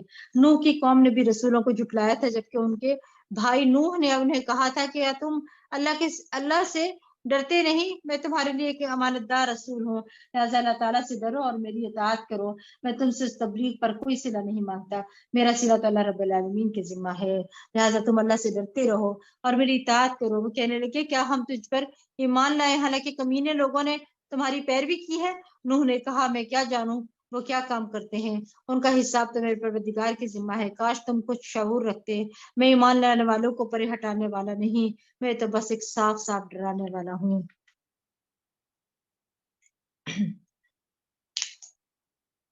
وہ کہنے لگے نوح اگر تم باز نہ آئے تو ہم تو تمہیں سنسار کر دیا جائے گا. تو نوح نے دعا کی پروردگار میری قوم نے مجھے جھٹلا دیا ہے لہٰذا میرے اور ان کے درمیان قطعی فیصلہ کر دے مجھے اور میرے ساتھی مومنوں کو ان سے نجات دے دے. چنانچہ ہم نے اسے اور اس کے ساتھیوں کو ایک بھری ہوئی کشتی میں سوار کر کے بچا لیا اور اس کے بعد باقی لوگوں کو غرق کر دیا. اس واقعے میں بھی ایک نشانی ہے مگر ان میں اکثر لوگ ماننے والے نہیں. اور یقیناً تمہارا پروردگار سب پر غالب اور رحم کرنے والا ہے. قوم عاد نے بھی رسولوں کو جھٹلایا تھا جبکہ ان کے بھائی ہود نے انہیں کہا تھا کیا تم اللہ سے ڈرتے نہیں؟ میں تمہارے لیے امانت دار رسول ہوں. یقیناً اللہ سے ڈرو اور میری اطاعت کرو. میں تم سے اس تبلیغ کا کوئی صلہ نہیں مانگتا. میرا صلہ تو اللہ رب العالمین کی ذمہ ہے. یہ کیا بات ہے کہ تم ہر بلند جگہ پر بے فائدہ ایک یادگار تعمیر بنا ڈالتے ہو اور عمارتیں اتنی شاندار بناتے ہو کہ شاید تم ہمیشہ ان میں رہو گے اور جب کسی پر ہاتھ ڈالتے ہو تو جبار بن کر ڈالتے ہو. لہٰذا اللہ سے ڈرو اور میرا حکم مانو اور اس ذات سے ڈرو جس نے تمہیں وہ سب کچھ دیا ہے جو تم جانتے ہو. اس نے تمہیں چوپائے بیٹے باغات اور چشمے عطا کیے ہیں. مجھے تو تمہارے حق میں ایک بڑے دن کا عذاب کا خطرہ ہے. وہ کہنے لگے ہمیں تو ایسا آواز کرو کر یا نہ کر ہمیں اس سے کچھ فرق نہیں پڑتا. استغفر اللہ. جب دل سخت ہو جائے تو کوئی چیز اثر نہیں کرتی. پھر ایسی باتیں تو یوں ہی ہوتی چلی آئی ہیں اور ہم پر کچھ عذاب نہیں آنے کا. چنانچہ انہوں نے ہود کو جھٹلا دیا تو ہم نے انہیں ہلاک کر ڈالا. اس واقعے میں بھی ایک نشانی ہے لیکن ان میں سے اکثر ماننے والے نہیں ہیں اور یقیناً آپ کا پروردگار سب پر غالب اور رحم کرنے والا ہے. قوم سمود نے بھی اور رسولوں کو جھٹلایا جبکہ ان کے بھائی صالح نے انہیں کہا تھا کیا تم اللہ سے ڈرتے نہیں؟ میں یقیناً تمہارے لیے امانت دار رسول ہوں لہٰذا اللہ سے ڈرو اور میری اطاعت کرو. میں تم سے اس کام کا کوئی صلہ نہیں مانگتا. میرا صلہ تو اللہ رب العالمین کے پاس ہے ذمہ ہے. کیا تم یہاں کے سامان عیش و عشرت میں امن سے رہنے کے لیے چھوڑ دیے جاؤ گے ان باغات میں اور ان چشموں میں اور کھیتوں میں اور کھجوروں میں جن کے خوشے بہت ملائم ہیں اور تم پہاڑوں کو تراش تراش کر فخریہ ان میں گھر بناتے ہو. سو اللہ سے ڈرو اور میری اطاعت کرو اور حد سے آگے گزرنے والوں کی بات نہ مانو جو ملک میں فساد کرتے پھرتے ہیں اور اصلاح کا کوئی کام نہیں کرتے. یعنی اللہ کی اطاعت نہیں کرتے اور نافرمانیاں کیے جا رہے. وہ کہنے لگے تم تو ایک سحر زدہ آدمی ہو. تم ہمارے ہی جیسے ایک آدمی ہو. اگر تم سچے ہو تو کوئی نشانی لاؤ. صالح نے کہا نشانی یہ اونٹنی ہے. ایک دن اس اونٹنی کے پانی پینے کے لیے مقرر ہے اور ایک دن تم سب کے لیے. اسے کوئی دکھ نہ پہنچانا ورنہ ایک بڑے دن کا عذاب تمہیں آ لے گا. مگر ان لوگوں نے اس اونٹنی کی کونچے کاٹ ڈالی پھر عذاب کے ڈر سے لگے پچھتانے. یاد رکھے جب بھی کسی گناہ پر پچھتاوا ہو تو توبہ کر لیں. صرف پچھتاتے نہ رہیں کیونکہ بہت سے لوگ پچھتانے میں اپنی انرجی ویسٹ کرتے رہتے ہیں. کاش میں نہ کرتی یہ گناہ نہ کرتی میں وہاں نہ جاتی. نہیں بلکہ فوراً اللہ کی طرف رجوع کریں سچے دل سے توبہ کریں اور نیکیوں میں کثرت کریں کیونکہ ان الحسنات یذہبن السیئات پیچھے پڑھ کے آ رہے ہیں. بے شک نیکیاں برائیوں کو دور کر دیتی ہیں. اسی طرح کسی انسان کے حق میں کوئی کمی کوتاہی ہو گئی کسی کی غیبت ہو گئی مثلاً آپ نے کوئی غلط مذاق کر دیا اور اس کا دل ٹوٹ گیا یا کسی کے ساتھ آپ نے کوئی اور بدگمانی کر لی اور بعد میں ضمیر ملامت ضرور کرتا ہے کہ تم نے یہ ٹھیک نہیں کیا. جس چیز پر اندر سے آواز اٹھے کہ یہ ٹھیک نہیں ہے فوراً ہی توبہ استغفار شروع کر دیں کہ اللہ تو مجھے معاف کر دے. پتہ نہیں کیسے منہ سے بات نکل گئی. میں نے ایسا سوچا ہی کیوں. میں نے ایک کام کیوں کر دیا. تو فوراً توبہ کریں. اس چیز سے انسان کی انرجی پوزیٹو رخ پر چل پڑتی ہے. وہ پریشانیاں اور غم سے تکلیف سے محفوظ ہو جاتا ہے. ورنہ شیطان کا طریقہ یہی ہے کہ پہلے غلطی کرواؤ اور جب کر بیٹھے تو نادمی کرواتے رہو. پریشانی رکھو پشیمانی رکھو کیا ہائے کاش میں نہ کرتا. تو شیطان کی ان دونوں چالوں سے محفوظ رہنا ہے. کیونکہ توبہ نہیں کی اس لیے عذاب نے ان کو آ لیا. پھر بلا شبہ آپ کا پروردگار ہی سب پر غالب رحم کرنے والا ہے. لوط کی قوم نے بھی رسولوں کو جھٹلایا تھا جبکہ انہیں ان کے بھائی لوط نے کہا تھا تم کیا اللہ سے ڈرتے نہیں؟ یقیناً میں تمہارے لیے امانت دار رسول ہوں. یا امانت رسولوں کا خاصہ ہوتی ہے نا. پھر فرمایا لہٰذا اللہ سے ڈرتے رہو اور میری اطاعت کرو، اور میں اس تبلیغ کا تم سے کوئی صلہ نہیں مانگتا، میرا صلہ تو رب العالمین کے ذمہ ہے۔ کیا تم اہل عالم میں سے مردوں کے پاس جاتے ہو اور تمہارے پروردگار نے تمہارے لیے جو بیویاں پیدا کی ہیں انہیں چھوڑ دیتے ہو، بلکہ تم لوگ تو حد انسانیت سے آگے نکل گئے ہو۔ یہ تم نے کیا طریقہ اختیار کر لیا، مطلب یہ کہ جس میں عورتوں کی حق تلفی بھی ہے، رب کی ناراضگی بھی ہے، اور فطرت کی خلاف ورزی بھی ہے۔ پھر فرمایا وہ کہنے لگے اے لوط، تم اگر ان باتوں سے باز نہ آئے تو تمہیں جلاوطن کر دیا جائے گا۔ اس نے کہا میں تمہارے اس کام سے سخت بیزار ہوں، یعنی میں تمہارے اس کام سے ایگری نہیں کرتا، اور یہی مومن کی شان ہوتی ہے۔ پھر دعا کی، پروردگار جو کام یہ لوگ کر رہے ہیں اس سے مجھے میرے گھر والوں کو نجات دے۔ چنانچہ ہم نے اسے اور اس کے سب اہل خانہ کو نجات دی، بجز اس کی بڑھیا کے جو پیچھے رہ جانے والوں میں شامل تھی۔ پھر باقی ماندہ لوگوں کو ہم نے ہلاک کر دیا، اور ہم نے ان پر ایک خاص بارش برسائی۔ کتنی بری تھی وہ بارش جو ڈرائے جانے والے لوگوں پر برسائی گئی۔ اب دیکھیں اولوں کا تھوڑا سائز ہے نا تو گھبراہٹ شروع ہو جاتی ہے، کھڑکیاں اور ونڈو اسکرین ٹوٹ جاتی ہے نا، فصلیں تباہ ہو جائیں گی، کیا کیا نقصانات ہو جائیں گے۔ مگر آپ نے دیکھا ہوگا اولے زمین پر گرتے ہیں، برف ہی تو ہوتی ہے نا، لیکن یہ پتھر، اور وہ بھی کھنگر کے قسم کے پتھر، سخت پتھر تھے جو کہ لوگ بھی ٹوٹنے یعنی جو لگ ہی نہیں رہا تھا کہ ٹوٹنے والے ہیں، ٹوٹتے ہی نہیں تھے، یعنی جیسے آپ کہہ رہے ہیں نا بلٹ کی طرح اندر جا رہے تھے اور ان کو ہلاک کرنے کا باعث بنے ہوئے تھے۔ دیکھیں آپ دیکھیں اولوں سے کتنا نقصان ہو جاتا ہے، اور وہ پتھروں کی بارش تھی، کتنا شدید نقصان تھا ان کا۔ پھر فرمایا اس واقعے میں بھی ایک نشانی ہے، لیکن ان میں سے اکثر ماننے والے نہیں۔ یقیناً آپ کا پروردگار سب پر غالب و رحم کرنے والا ہے۔ اصحاب الایکہ اصحاب مدین نے بھی رسولوں کو جھٹلایا، جبکہ ان سے شعیب نے کہا کیا تم ڈرتے نہیں، میں تمہارے لیے امانت دار رسول ہوں۔ یعنی ہر رسول نے اپنی امانت کی تسلی کہ میں جو بات کروں گا درست کروں گا۔ پھر فرمایا لہٰذا اللہ سے ڈرو اور میری اطاعت کرو، میں تم سے اس تبلیغ کا کوئی صلہ نہیں مانگتا، میرا صلہ تو اللہ رب العالمین کے ذمہ ہے۔ ناپ پورا دیا کرو اور لوگوں کو گھاٹا نہ دیا کرو، اور سیدھی ترازو سے تولا کرو، اور لوگوں کو ان کی اشیاء کم نہ دیا کرو، اور زمین میں فساد نہ مچاتے پھرو، اور اس ذات سے ڈرو جس نے تمہیں پیدا کیا اور تم سے پہلے لوگوں کو بھی پیدا کیا۔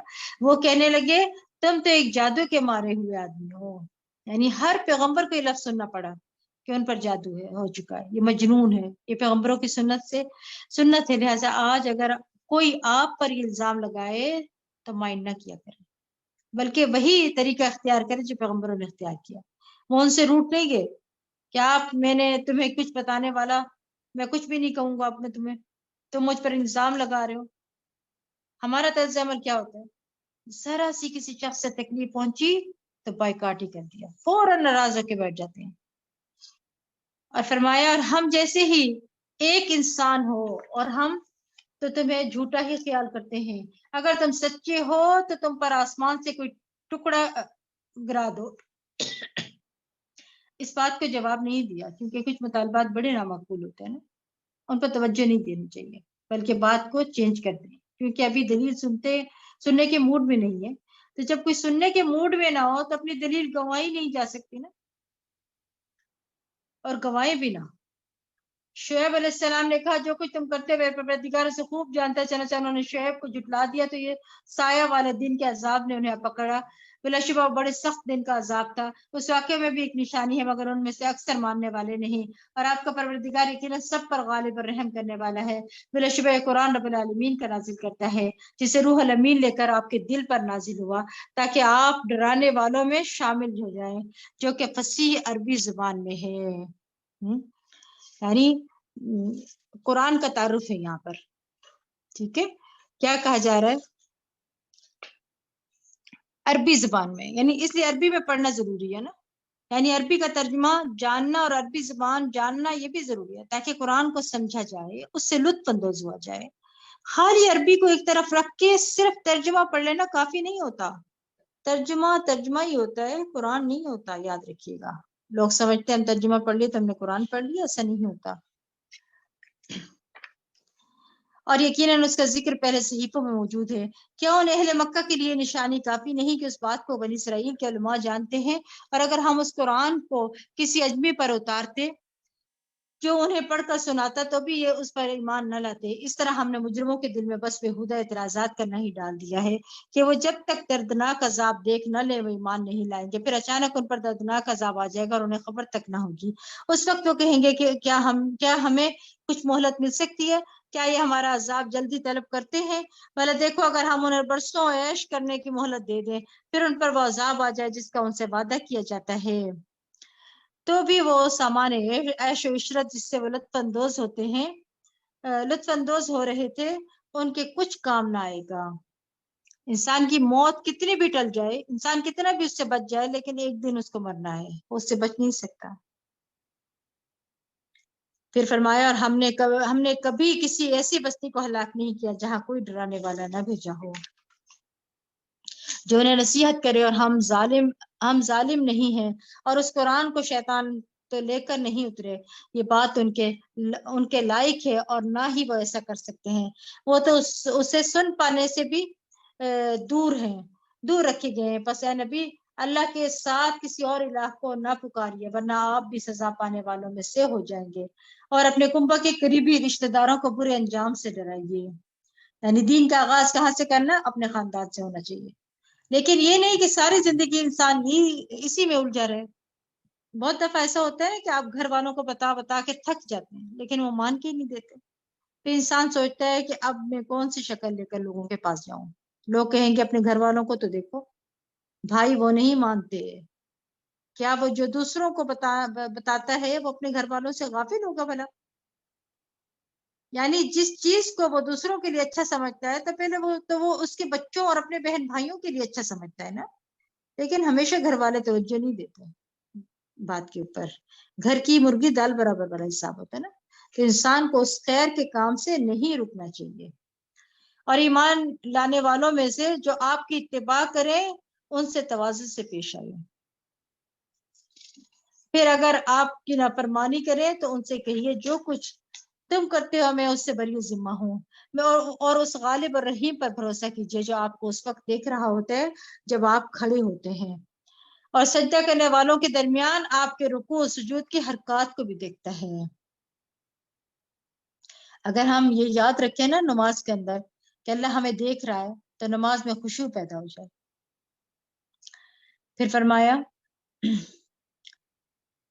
کہ یقیناً وہ سب کچھ سننے والا اور جاننے والا ہے. آپ لوگوں سے کہیے کیا میں تمہیں بتاؤں شیطان کس پر نازل ہوتے ہیں؟ وہ ہر جیل ساز گنہگار پر نازل ہوتے ہیں جو شیطانوں کی طرف اپنے کان لگاتے ہیں، اور ان میں سے اکثر جھوٹے ہوتے ہیں، اور شاعروں کی پیروی گمراہ لوگ ہی کرتے ہیں. کیا تم دیکھتے نہیں کہ وہ خیالوں کی ہر وادی میں بھٹکتے پھرتے ہیں اور ایسی باتیں کہتے ہیں جو کرتے نہیں ہیں. یعنی قول و فعل کا تضاد. وہ کہتے کچھ ہے کرتے کچھ ہے. بعض اوقات شاعری بھی بڑی پائے کی ہوتی ہے، بڑی حکمت کی باتیں ہیں، لیکن ان کا اثر ان کی اپنی زندگی میں کوئی نظر نہیں آتا ہوتا. پھر فرمایا إلا الذين آمنوا وعملوا الصالحات وذكروا الله كثيرا وانتصروا من بعد ما ظلموا وسيعلم الذين ظلموا أي منقلب ينقلبون. بجز ان لوگوں کے جو ایمان لائے اور نیک اعمال کیے اور اللہ کو بکثرت یاد کرتے رہے، اور جب ان پر ظلم ہوا تو انہوں نے بدلہ لے لیا، اور ان قریب ان ظالموں کو معلوم ہو جائے گا کہ وہ کس برے انجام سے دوچار ہوتے ہیں. سورۃ النمل. بسم اللہ الرحمن الرحیم. شروع اللہ کے نام سے جو بڑا مہربان نہایت رحم کرنے والا ہے. طاسین. تلک آیات القرآن وکتاب مبین هدى وبشرى للمؤمنين الذين يقيمون الصلاة ويؤتون الزكاة وهم بالآخرة هم يوقنون. إن الذين لا يؤمنون بالآخرة زينا لهم أعمالهم فهم يعمهون. तौसीन, ये कुरान और वजाहत करने वाली किताब की आयत है, जो ईमान लाने वालों के लिए हदायत और बशारत है, जो नमाज कायम करते हैं, ज़कात अदा करते हैं और आखिरत पर यकीन रखते हैं। जो लोग आखिरत पर ईमान नहीं रखते, हमने उनके लिए उनके करतूतों को खुशनुमा बना दिया है, लिहाजा वो अंधे बने फिरते हैं। यही लोग हैं जिनके लिए बुरा अजाब है और आखिरत में वही सबसे ज्यादा खसारा में रहेंगे। और ए नबी, आप ये कुरान एक हकीम व अलीम हस्ती की तरफ से पा रहे हैं। जब मूसा ने अपने घर वालों से कहा कि मुझे आग सी नजर आई है, मैं अभी वहां से कोई रास्ता की खबर लेकर आता हूँ या कोई दहकता हुआ अंगारा लाता हूँ ताकि तुम ताप सको, क्योंकि सर्दी का मौसम था ना। फिर जब वो वहां पहुंचे तो निदा आई कि मुबारक है वो जो उस आग में है और जो उसके इर्द गिर्द है, और पाक है अल्लाह जो सब जहान वालों का परवरदिगार है। मूसा, मैं ही अल्लाह हूँ, सब पर गालिब हिकमत वाला। अपनी लाठी तो जरा फेंको। मूसा ने जब लाठी फेंकी तो देखा कि वो यूं हरकत कर रही है जैसे सांप हो। आप पीठ फेर कर जो भागे तो पीछे मुड़कर भी ना देखा। हमने कहा, मूसा डरो नहीं, मेरे हुजूर रसूल डरा नहीं करते। डरता तो वो है जिसने कोई जुल्म किया हो, और फिर अगर उसने भी बुराई के बाद अपने अमाल को नेकी से बदल लिया तो मैं यकीनन बख्शने वाला और मेहरबान हूँ। यानी खौफ उसको लायक होता है ना जिसने जुल्म किया हो। कितनी बड़ी रहमत है अल्लाह की, कितनी खुशखबरी है। कौन है हम में से जिसने कोई जुल्म ना किया हो? हम सबको अल्लाह की खुशखबरी चाहिए कि वो गुनाहों को बख्शने वाला है। तो फिर जब गलती हो जाए तो उसके फौरन बाद नेकी के काम कर ले, चाहे बंदों के हुकूक में हक में हो या अल्लाह ताला के हक में हो। फिर फरमाया, और अपना हाथ अपने गिरबान में दाखिल करो, वो किसी मर्ज के बगैर चमकता हुआ निकलेगा। ये दो मौजज़े मुंजमला उन नौ मौजज़ात के थे जो फिरौन और उसकी कौम के लिए मूसा को दिए गए। बिलाशुबा वो बदकिरदार लोग थे। यानी ये दो मौजज़े मिन जुमला उनके नौ मौजज़ात के थे, यानी जो फिरौन और उसकी कौम के लिए मूसा को दिए गए थे। ठीक है। फिर फरमाया, फिर जब हमारे ऐसे बसीरत अफरोज मौजज़े उनके पास पहुंचे तो कहने लगी ये तो साफ जादू है, और उन्होंने इज़राह जुल्म और तकब्बुर इनकार कर दिया, हालांकि उनके दिल यकीन कर चुके थे कि मूसा सच्चे हैं। फिर देखिए उन मुफसिदों को क्या अंजाम हुआ। नीज हमने दाऊद और सुलेमान को इल्म अता किया। वो दोनों कहने लगे कि हर तरह की तारीफ उस अल्लाह को सजावार है जिसने हमें अपनी मोहब्बत से मोमिन बंदों पर फजीलत अता की है। यानी अल्लाह सुब्हानहू तआला ने 300 से जायद रसूल भेजे, जिनमें से 5 उलुल आज़म रसूल हैं। उनके बाद दाऊद और सुलेमान बड़े अहम रसूल हैं। तो दाऊद और सुलेमान को भी बाकी पैगंबरों पर फजीलत अता हुई। ठीक है। इल्म बहुत बड़ी नेमत है ना, हालांकि उनके पास और भी बहुत कुछ था, लेकिन अल्लाह ताला ने उन चीजों का जिक्र नहीं किया। फजीलत की बुनियाद क्या की है? फजीलत की बुनियाद इल्म है। और दाऊद के सुलेमान वारिस हुए। उन्होंने कहा, लोगों हमारे परिंदों की बोली को सिखाई गई है और हर चीज भी दी गई है। बिलाशुबा ये अल्लाह का नुमाया फजल है। और सुलेमान के लिए किसी मुहिम के सिलसिले में उसके जिन्नों, इंसानों और परिंदों के लश्कर जमा किए गए और उनकी जमात बंदी कर दी गई। यानी ना सिर्फ ये कि लश्कर इकट्ठे किए गए हर किस्म के, बल्कि उनकी ट्रेनिंग हुई और उनको एक डिसिप्लिन में रखा गया।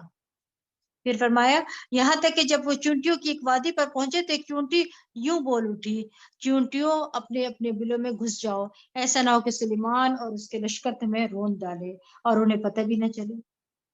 यानी बाकी मखलूकात भी अल्लाह की तस्बीह करती है ना और शऊर रखती है, और बाज को तो इतना भी पता है कि इंसान नेक अमल कर रहे हैं।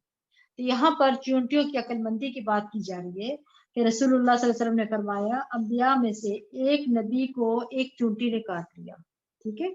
तो उनके हुक्म पर चूंटियों के घर जला दिए गए। तो जाहिर है फिर चूंटियां भी होंगी वहां पे, और उस पर अल्लाह ने उनके पास वही भेजी कि अगर तुम्हें एक चूंटी ने काट लिया तो तुमने अल्लाह की मखलूकात में से एक ऐसी खलकत को जला दिया जो अल्लाह की तस्बीह बयान करेंगी। तो इसलिए जो मखलूकात है उनका भी हक जमीन पर जीने का होता है। ان پیغمبر کو پتہ نہیں ہوگا نا، اس لیے انہوں نے ایسا کیا ہوگا. پھر فرمایا فتبسم ضاحكا من قولها وقال رب اوزعني ان اشكر نعمتك التي انعمت علي وعلى والدي وان اعمل صالحا ترضاه وادخلني برحمتك في عبادك الصالحين. سلیمان چونٹی کے اس بات پہ مسکرا دیا اور دعا کی، اے میرے پروردگار مجھے توفیق دے کہ میں تیری اس نعمت کا شکر ادا کر سکوں جو تو نے مجھے اور میرے والدین کو عطا کی ہے، اور اس بات کی بھی کہ میں ایسے اچھے عمل کروں جو تجھے پسند ہو، اور اپنی رحمت میں مجھے اپنے صالح بندوں میں داخل کر لے. یعنی آپ دیکھیں یہاں پر سبحان اللہ کیا فرمایا جا رہا ہے کہ اللہ تعالیٰ سے کتنی خوبصورت دعا کی جا رہی ہے، اتنی خوبصورت دعا کہ رب اوزعنی ان اشکر نعمتک التی. یعنی جو نیک لوگ ہوتے ہیں نا، جب ان کو کوئی نعمت ملتی ہے تو وہ کیا کرتے ہیں، ان کے منہ سے ایسے شکر کے الفاظ نکلتے ہیں. یہ دعا کیا ہے؟ دراصل شکر کے الفاظ ہیں. جو نعمتوں کا قدردان ہوتا ہے اس کا دل اور اس کی زبان اللہ کی تعریف سے لبریز ہوتی ہے، وہ اللہ کی حمد و ثنا بیان کرتا ہے. اور یہاں سلیمان علیہ السلام کے مسکرانے اور ہنسنے کی بات بھی ہوئی ہے. یاد رکھیے انبیاء کا جو ہنسنا ہوتا ہے نا، وہ زیادہ تر مسکرانا ہی ہوتا ہے. نبی صلی اللہ علیہ وسلم کھلکھلا کر یا کہہ کے لگا کر ہنستے نہیں تھے، بلکہ صرف مسکراتے تھے. عبداللہ بن حارث جو ہے ان سے یہ آتی ہے روایت ہے کہ رضی اللہ عنہ کہتے ہیں کہ میں نے کسی کو نبی صلی اللہ علیہ وسلم سے زیادہ مسکراتے ہوئے نہیں دیکھا.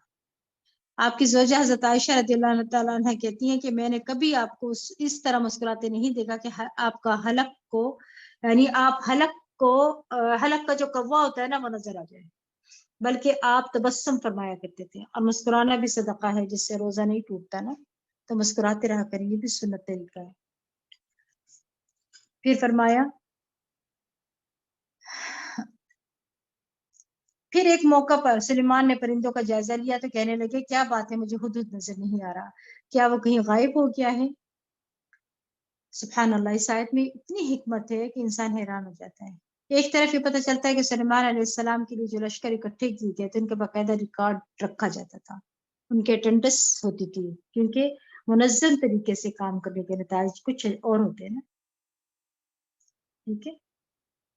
پھر ایسی ہی بات ہوئی کہ تو میں اسے سخت سزا دوں گا یا اسے ذبح کر ڈالوں گا، یا وہ میرے سامنے کوئی معقول وجہ پیش کرے.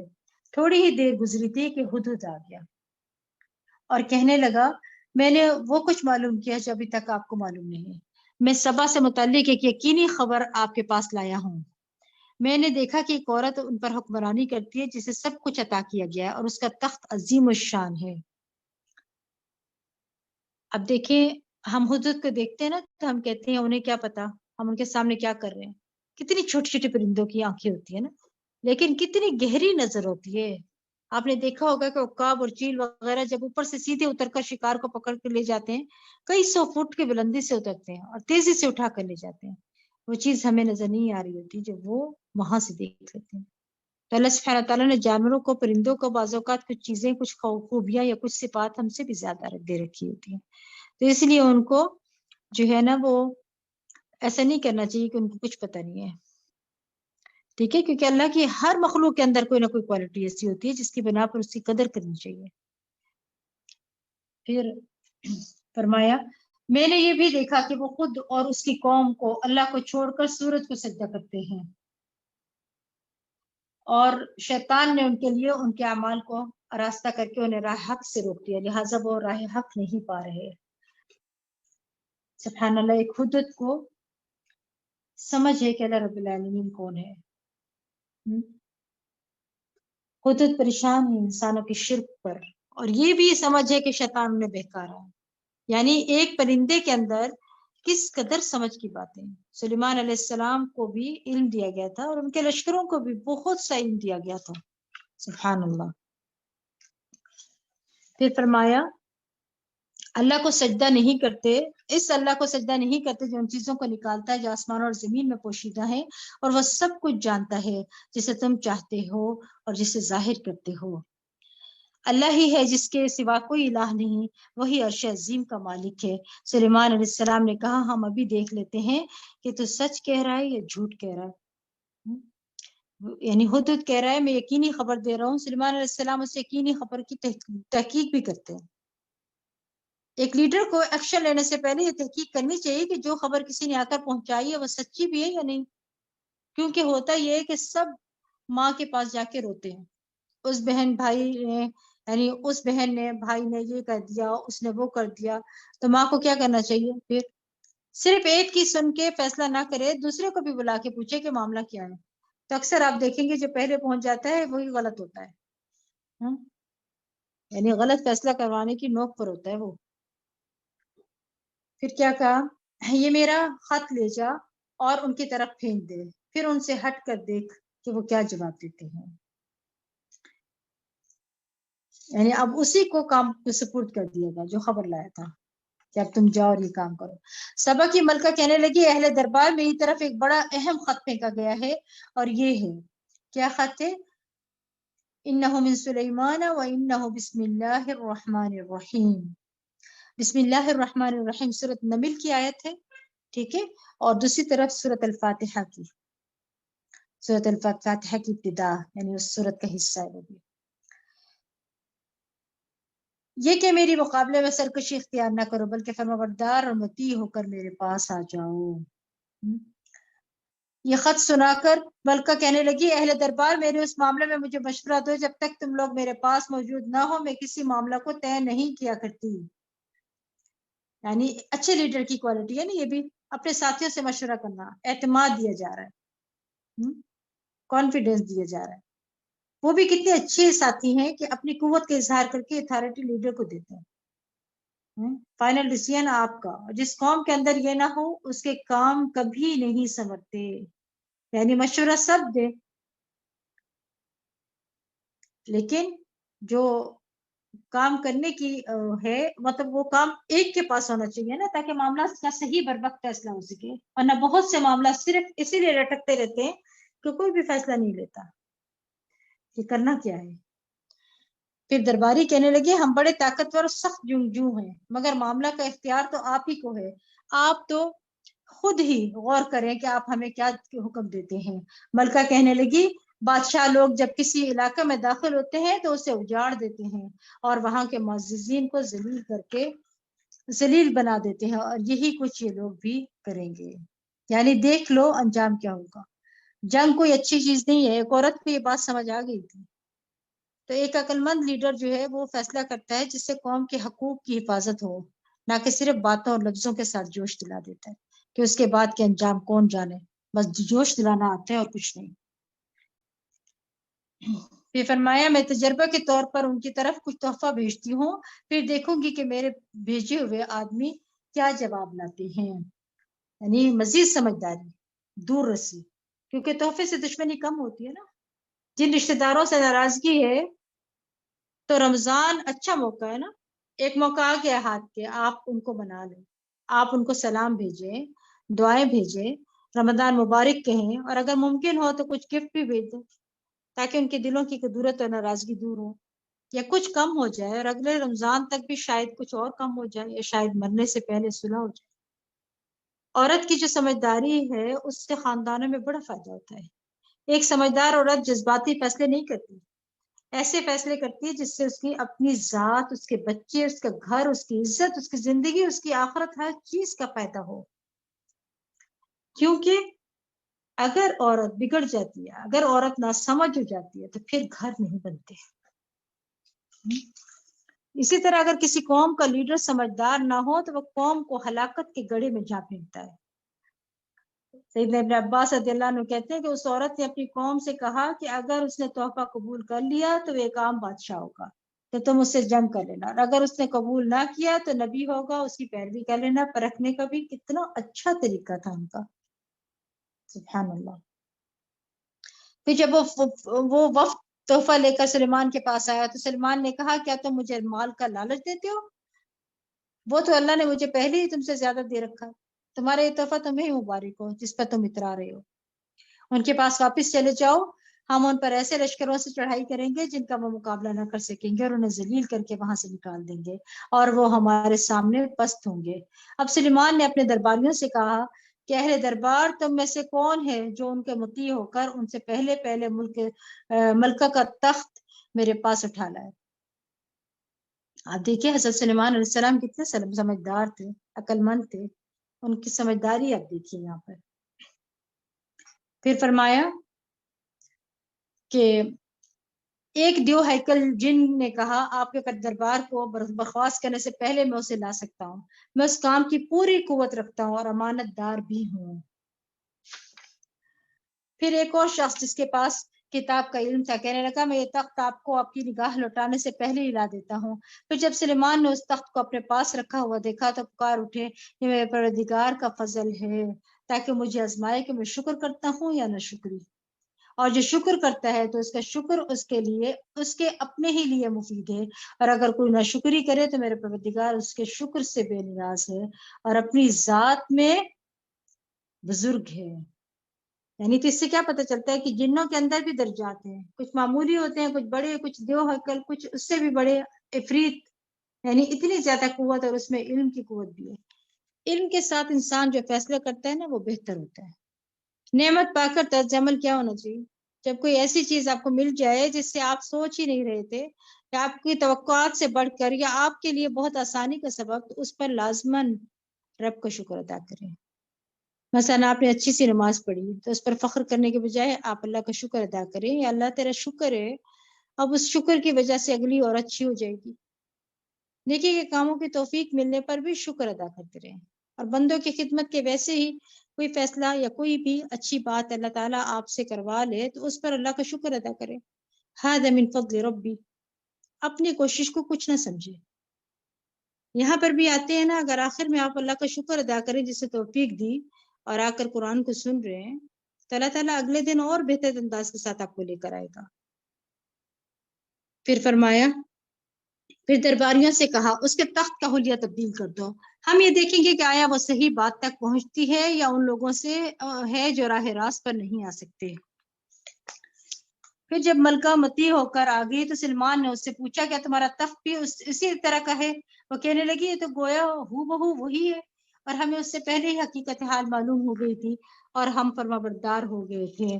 ملکہ کو ایمان لانے سے ان چیزوں نے روک رکھا تھا جنہیں وہ اللہ کے سوا پوچھتی تھی، کیونکہ وہ ایک کافر قوم سے تھی۔ یعنی وہ تھی اچھی لیکن اس کا ماحول نہیں تھا کہ جس سے وہ ہدایت پاتی ہے، اس کے پاس کوئی پیغمبر نہیں آیا تھا، تو سلیمان علیہ السلام اس کی ہدایت کا ذریعہ بنے۔ سبحان اللہ۔ پھر کیا فرمایا، اس ملکہ سے کہا گیا محل میں چلو، جب اس نے دیکھا تو سمجھی یہ پانی کا ایک حوض ہے، چنانچہ اپنی پنڈلیوں سے کپڑا اٹھا لیا۔ سلیمان نے کہا یہ تو شیشے کا چکنا فرش ہے۔ تب وہ بول اٹھی ہے میرے پروردگار میں سورج کی پوجا کر کے اپنے آپ پر ظلم کرتی رہی ہوں، اور اب میں نے سلیمان کے ساتھ اللہ رب العالمین کی اطاعت قبول کر لی ہے۔ اب دیکھیں آپ، یعنی اب لیٹسٹ ٹیکنالوجی ہے نا، میں ایسے فلورز بنتے ہیں، اب دیکھیں کہ جو شیشے کے ہوتے ہیں اور نیچے سے روشنائی اور پانی وغیرہ نظر آ رہا ہوتا ہے، لیکن ہزاروں سال پہلے بھی اللہ تعالیٰ نے ان کو یہ ٹیکنالوجی دے رکھی تھی کہ وہ اپنے محل کو اس طرح تعمیر کریں۔ آپ دیکھیے کہ باقی پیغمبروں کے برعکس انہوں نے جہاں دعوت دی تو وہ دعوت آسانی سے قبول ہو گئی۔ تو کبھی ایسا بھی ہوتا ہے، ضروری نہیں کہ سارے لوگ انکار ہی کرنے والے ہوں۔ اور ہم نے قوم سمود کی طرف ان کے بھائی صالح کو یہ پیغام دے کر بھیجا کہ اللہ کی عبادت کرو، تو اسی وقت وہ دو فریق مومن اور کافر بن کر جھگڑنے لگے۔ صالح نے کہا میری قوم کے لوگوں تم بھلائی سے بیشتر برائی کو کیوں جلدی طلب کرتے ہو؟ تم اللہ سے بخشش کیوں نہیں طلب کرتے تاکہ تم پر رحم کیا جائے؟ وہ کہنے لگے ہم تو تمہیں اور تمہارے ساتھیوں کو منحوس سمجھتے ہیں۔ صالح نے کہا تمہاری نحوست تو اللہ کے پاس ہے، بلکہ حقیقت یہ ہے کہ تم لوگ آزمائش میں پڑے ہوئے ہو، اور اس شہر میں 9 سرغنے تھے جو ملک میں تخریب کاریاں ہی کرتے تھے، اصلاح کا کوئی کام نہ کرتے تھے۔ انہوں نے کہا سب آپس میں اللہ کی قسم کھاؤ کہ ہم رات کو صالح اور اس کے گھر والوں پر شب خون ماریں گے، پھر اس کے ولی سے کہہ دیں گے کہ تم اس کے خاندان کی ہلاکت کے موقع پر موجود ہی نہ تھے، اور یقیناً ہم سچے ہیں۔ چنانچہ انہوں نے ایک چال چلی اور ہم نے ان کی چال انہی پر لوٹا دی جس کی انہیں خبر تک نہ ہوئی. سو دیکھو ان کی چال کا انجام کیا ہوا. ہم نے ان سرغنوں اور ان کی قوم کو سب کو تباہ کر دیا. سو یہ ہے ان کے خالی پڑے ہوئے گھر اس ظلم کی پاداش میں جو وہ کیا کرتے تھے. اس واقعے میں بھی ایک نشانی عبرت ہے ان لوگوں کے لیے جو علم رکھتے ہیں. کیا نشانی ہے؟ کہ ظلم گھروں کو تباہ کر دیتا ہے. تورات میں آتا ہے کہ اے آدم کے بیٹے ظلم نہ کر، یہ تیرے گھر کو تباہ کر دے گا. جو مرد حضرات ظالم ہوتے ہیں نا، بیویوں پر ظلم کرتے ہیں، بچوں پر ظلم کرتے ہیں، تلخ زبان ہوتے ہیں، گالی گلوچ کرتے ہیں، ان کے گھر نہیں بستے. اسی طرح جو عورت بد زبان ہوتی ہے اور سختی کا معاملہ کرنے والی ہوتی ہے، اس کا بھی نباہ نہیں ہوتا پھر. اور ہم نے ان لوگوں کو بچا لیا جو ایمان لائے تھے اور نافرمانی سے پرہیز کرتے رہے. اور لوط کا واقعہ یاد کرو جب انہوں نے اپنی قوم سے کہا کیا تم سمجھ رکھنے کے باوجود بدکاری کے کام کرتے ہو؟ کیا تم شہوت رانی کے لیے عورتوں کو چھوڑ کر مردوں کے پاس جاتے ہو؟ بلکہ تم تو جہالت کے کام کرتے ہو. چنانچہ اس کی قوم کو کوئی جواب بن نہ آیا بجز ان کے کہ انہوں نے یہ کہہ دیا لوط اور اس کے ساتھیوں کو اپنے شہر سے نکال دو، یہ بڑے پاک باز بنتے ہیں. چنانچہ ہم نے لوط اور اس کے گھر والوں کو بچا لیا بجز اس کی بیوی کے جس کے لیے پیچھے رہ جانا مقدر کر دیا گیا تھا. پھر ہم نے ان پر پتھروں کی بارش برسائی. کیسی بری تھی یہ بارش جو ان لوگوں پر ہوئی جنہیں عذاب الہی سے ڈرایا گیا تھا. آپ ان سے کہیے کہ سب تعریف قل الحمد للہ وسلام علی عباد اللہ الذین اصطفی اللہ خیر مما یشرکون. سب طرح کی تعریف اللہ کو سزاوار ہے اور اس کے ان بندوں پر سلامتی ہو جنہیں اس نے برگزیدہ کیا. کیا اللہ بہتر ہے یا وہ معبود جنہیں اس کا شریک بنا رہے ہیں؟ تو یاد رکھیے واعظ و نصیحت سے پہلے اللہ کی حمد و ثنا اور درود پڑھنا ضروری ہے کیونکہ اس میں دونوں چیزیں آ گئی ہیں. قل الحمد للہ اور وسلام علی عباد اللہ الذین اصطفی. یعنی جب آپ کوئی لیکچر دیں، کوئی بات کریں، کوئی نصیحت کریں تو پھر نحمد و نصلی یہ مختصر ترین ہے، ایک لفظ میں تعریف اور ایک لفظ میں درود. اللہ سبحانہ تعالیٰ سے دعا ہے کہ وہ ہمیں عمل کی توفیق عطا کرے. آمین. وآخر دعوانا ان الحمد للہ رب العالمین. سبحانک اللہم وبحمدک اشہد ان لا الہ الا انت استغفرک واتوب الیک. السلام علیکم ورحمۃ اللہ وبرکاتہ.